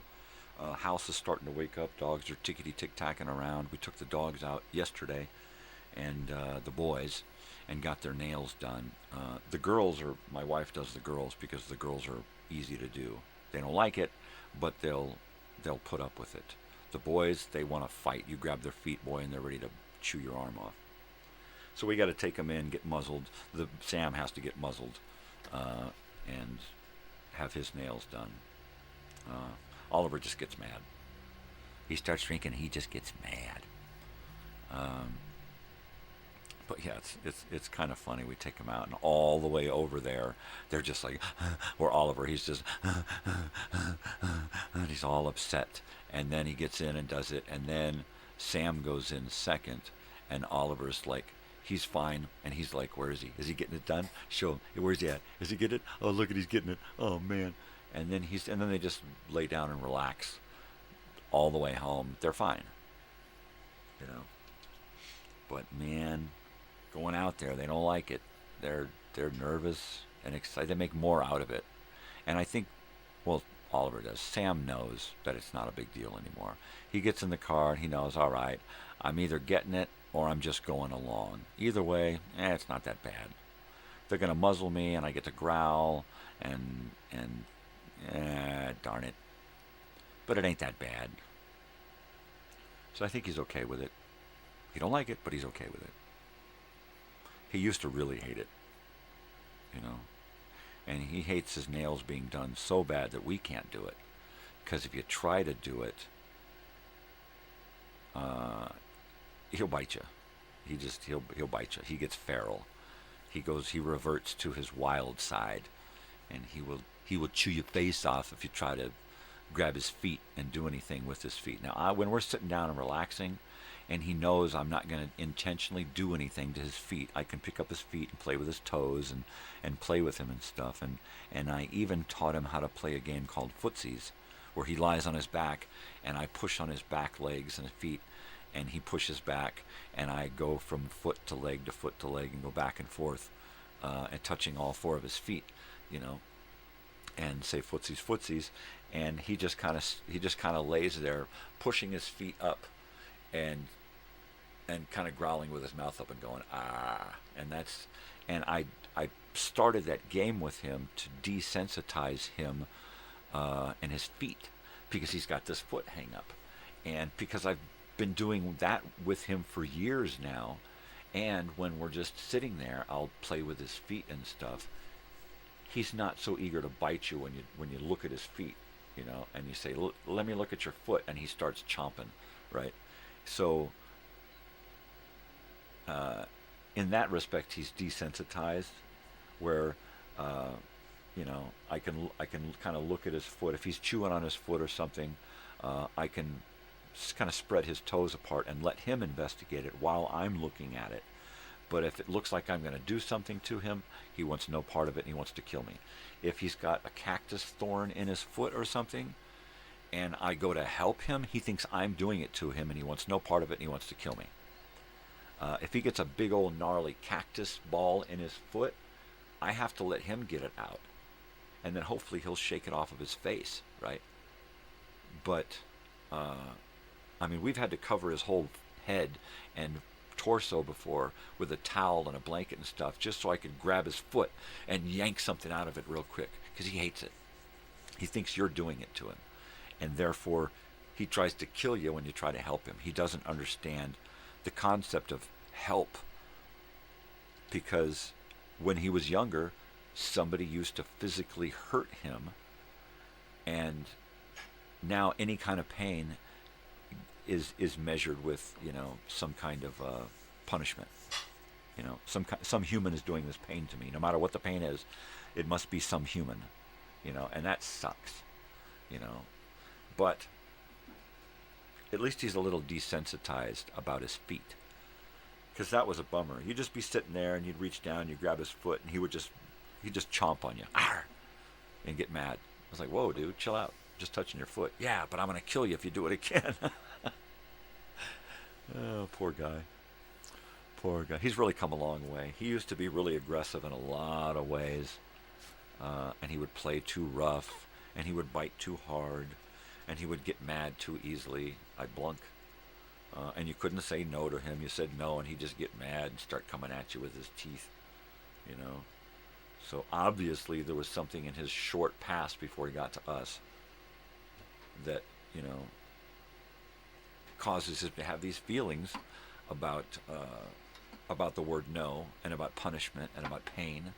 You know, all these things point to him having been abused by somebody in some way, you know.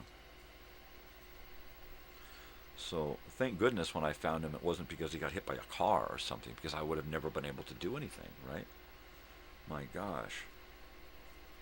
Well, like when my mother found our dog Gypsy, a German Shepherd, she was like 8 years old.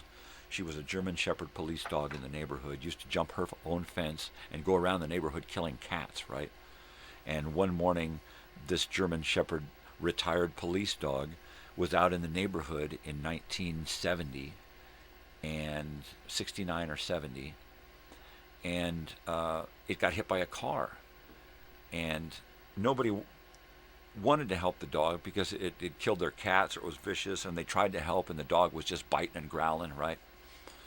And my mother came along, and she saw what was going on, and she went over and made friends with this dog and scooped this dog up, snapping and snarling, biting, and took it home. And my father just happened to be working at a veterinary hospital at the time. He had left the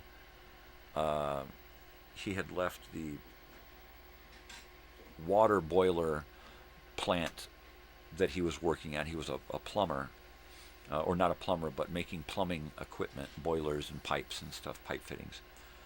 And he had left that and got into a veterinary hospital, working, cleaning cages, and then helping with the animals, and then eventually got into helping and assisting with surgeries and neuterings and spay and that kind of stuff, and repairing dogs who had gotten hit by cars.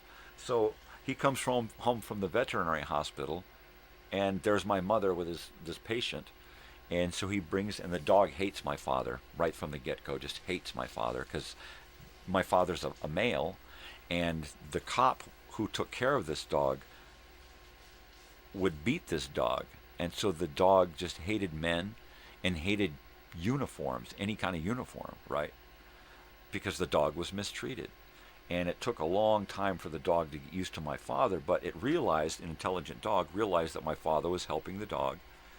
And because we had a cat, we had a little kitten, we had to get this dog to keep from killing our little kitten. And my dad would put the kitten on the back of the dog where the dog couldn't get to it because it was injured, but there had a wound on the back of its head. And the cat would sit back there and lick this wound. And my dad would tell you, be nice to this kitty. This kitty loves you and it's going to help you. And that's how we were able to keep our dog from killing our cats. Of course, it would still probably leave and go around the neighborhood and kill other people's cats. But this dog, Gypsy, the German Shepherd, stayed with us from 1969 to about 1978, when she finally passed away. So she was a pretty old dog. But knowing that lesson right there is probably why it was really easy for me to see Sam out on the street in the middle of the pouring rain, huddled over, shivering, and then, having his aggressive attitude towards me when I was trying to help him. I'd reach down to him and he'd growl and snarl and snap. Basically, he was, he wasn't going to trust anybody at this point because everybody had fucked him over, right? So all I could think of to do was put hot dogs in his face until he had enough hot dogs in his face that he wasn't going to bite me, and then I could grab him and take him with me. And then, soaking wet in the car, all I could do was just hold on to him as tight as I could and keep putting hot dogs in his face until he realized I wasn't going to hurt him. And then he just totally relaxed. Stopped shivering, stopped shaking, stopped growling, stopped trying to bite me.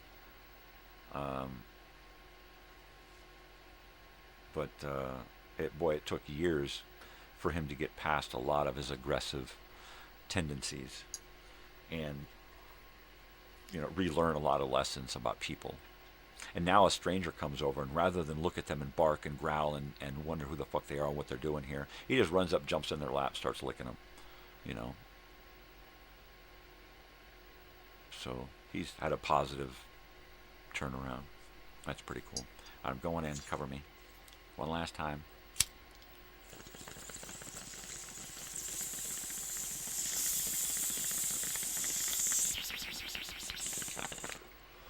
Looks like it's just about time to eat some breakfast and get a few things done here on the computer before I go. and get ready to battle this day. Should be a pretty heavy day. My hands feel like two big swollen balloons. I woke up in the middle of the morning and I grabbed my blankets to roll over and pull my blankets up, and my hands hurt so fucking bad. They were just stiff and achy, and I was holding on to that sawzall, cutting up all that wood yesterday. I had to cut a tree down and cut it up into pieces, and it tore me up. I had to go through like 5 batteries to get it done, and chopped on this thing for like an hour and a half. And oh man, it destroyed me.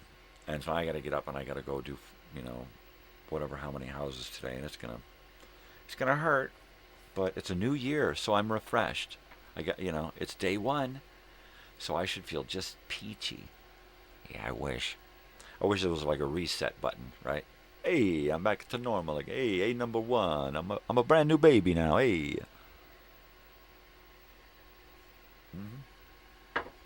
And that's it. No more coffee. She's all gone. Last bong hit. Last swig of coffee. Oh yeah, baby. Oh yeah, sugar darling. So now it's, what am I going to eat for breakfast? What am I going to wear? What am I going to do? Let's see. I think immediately I could probably upload some radio shows. I got 1 to upload and 1 to create and upload. And then I've got 5 educational films to create and upload. So if I get the 2 done this morning, uploaded and then created and upload, which should take about 30-40 minutes, then this evening I can continue to create more episodes in the 1 series that I needed to create an episode for, and I can do my educational films and upload those. So I can actually keep kind of on schedule. Yesterday I did 10 uploads, 10 at 5 in the morning and 5 in the evening, and I think I'm going to continue to do that. Have a day where I do 10, and then have a day where I do 7. Yeah. That works. That's almost everything. Almost. Well, crap. I guess it's just about time to sign off and get out of here. Remember that cold medicine, sign-off nasal spray? Right? Remember nasal spray? Do they still have nasal spray? I remember my father in the late 70s, he was addicted to nasal spray. He was always putting that shit in his nose and tilting his head back and getting the drains. I don't know what it was about that stuff. Isn't there like that something in there is what they use to make speed with, right? I don't know. But he did a lot of cocaine and speed, so maybe it had something to do with that. I know because I did some cocaine back in the 80s, and it still fucks with my nose today. So, there you go. Well, gosh, it is that time of the morning. I have to get out of here and do what I gotta do because I gotta do what I gotta do, right? January 1st, 2025, 8 a.m. in the morning. It's time for me to get out of here. Thanks for stopping by, people. I appreciate it. Couple of days left, and then I'm gone. You know the routine. You know what to do. Be good to each other. Spread peace and love and kindness and not bullshit.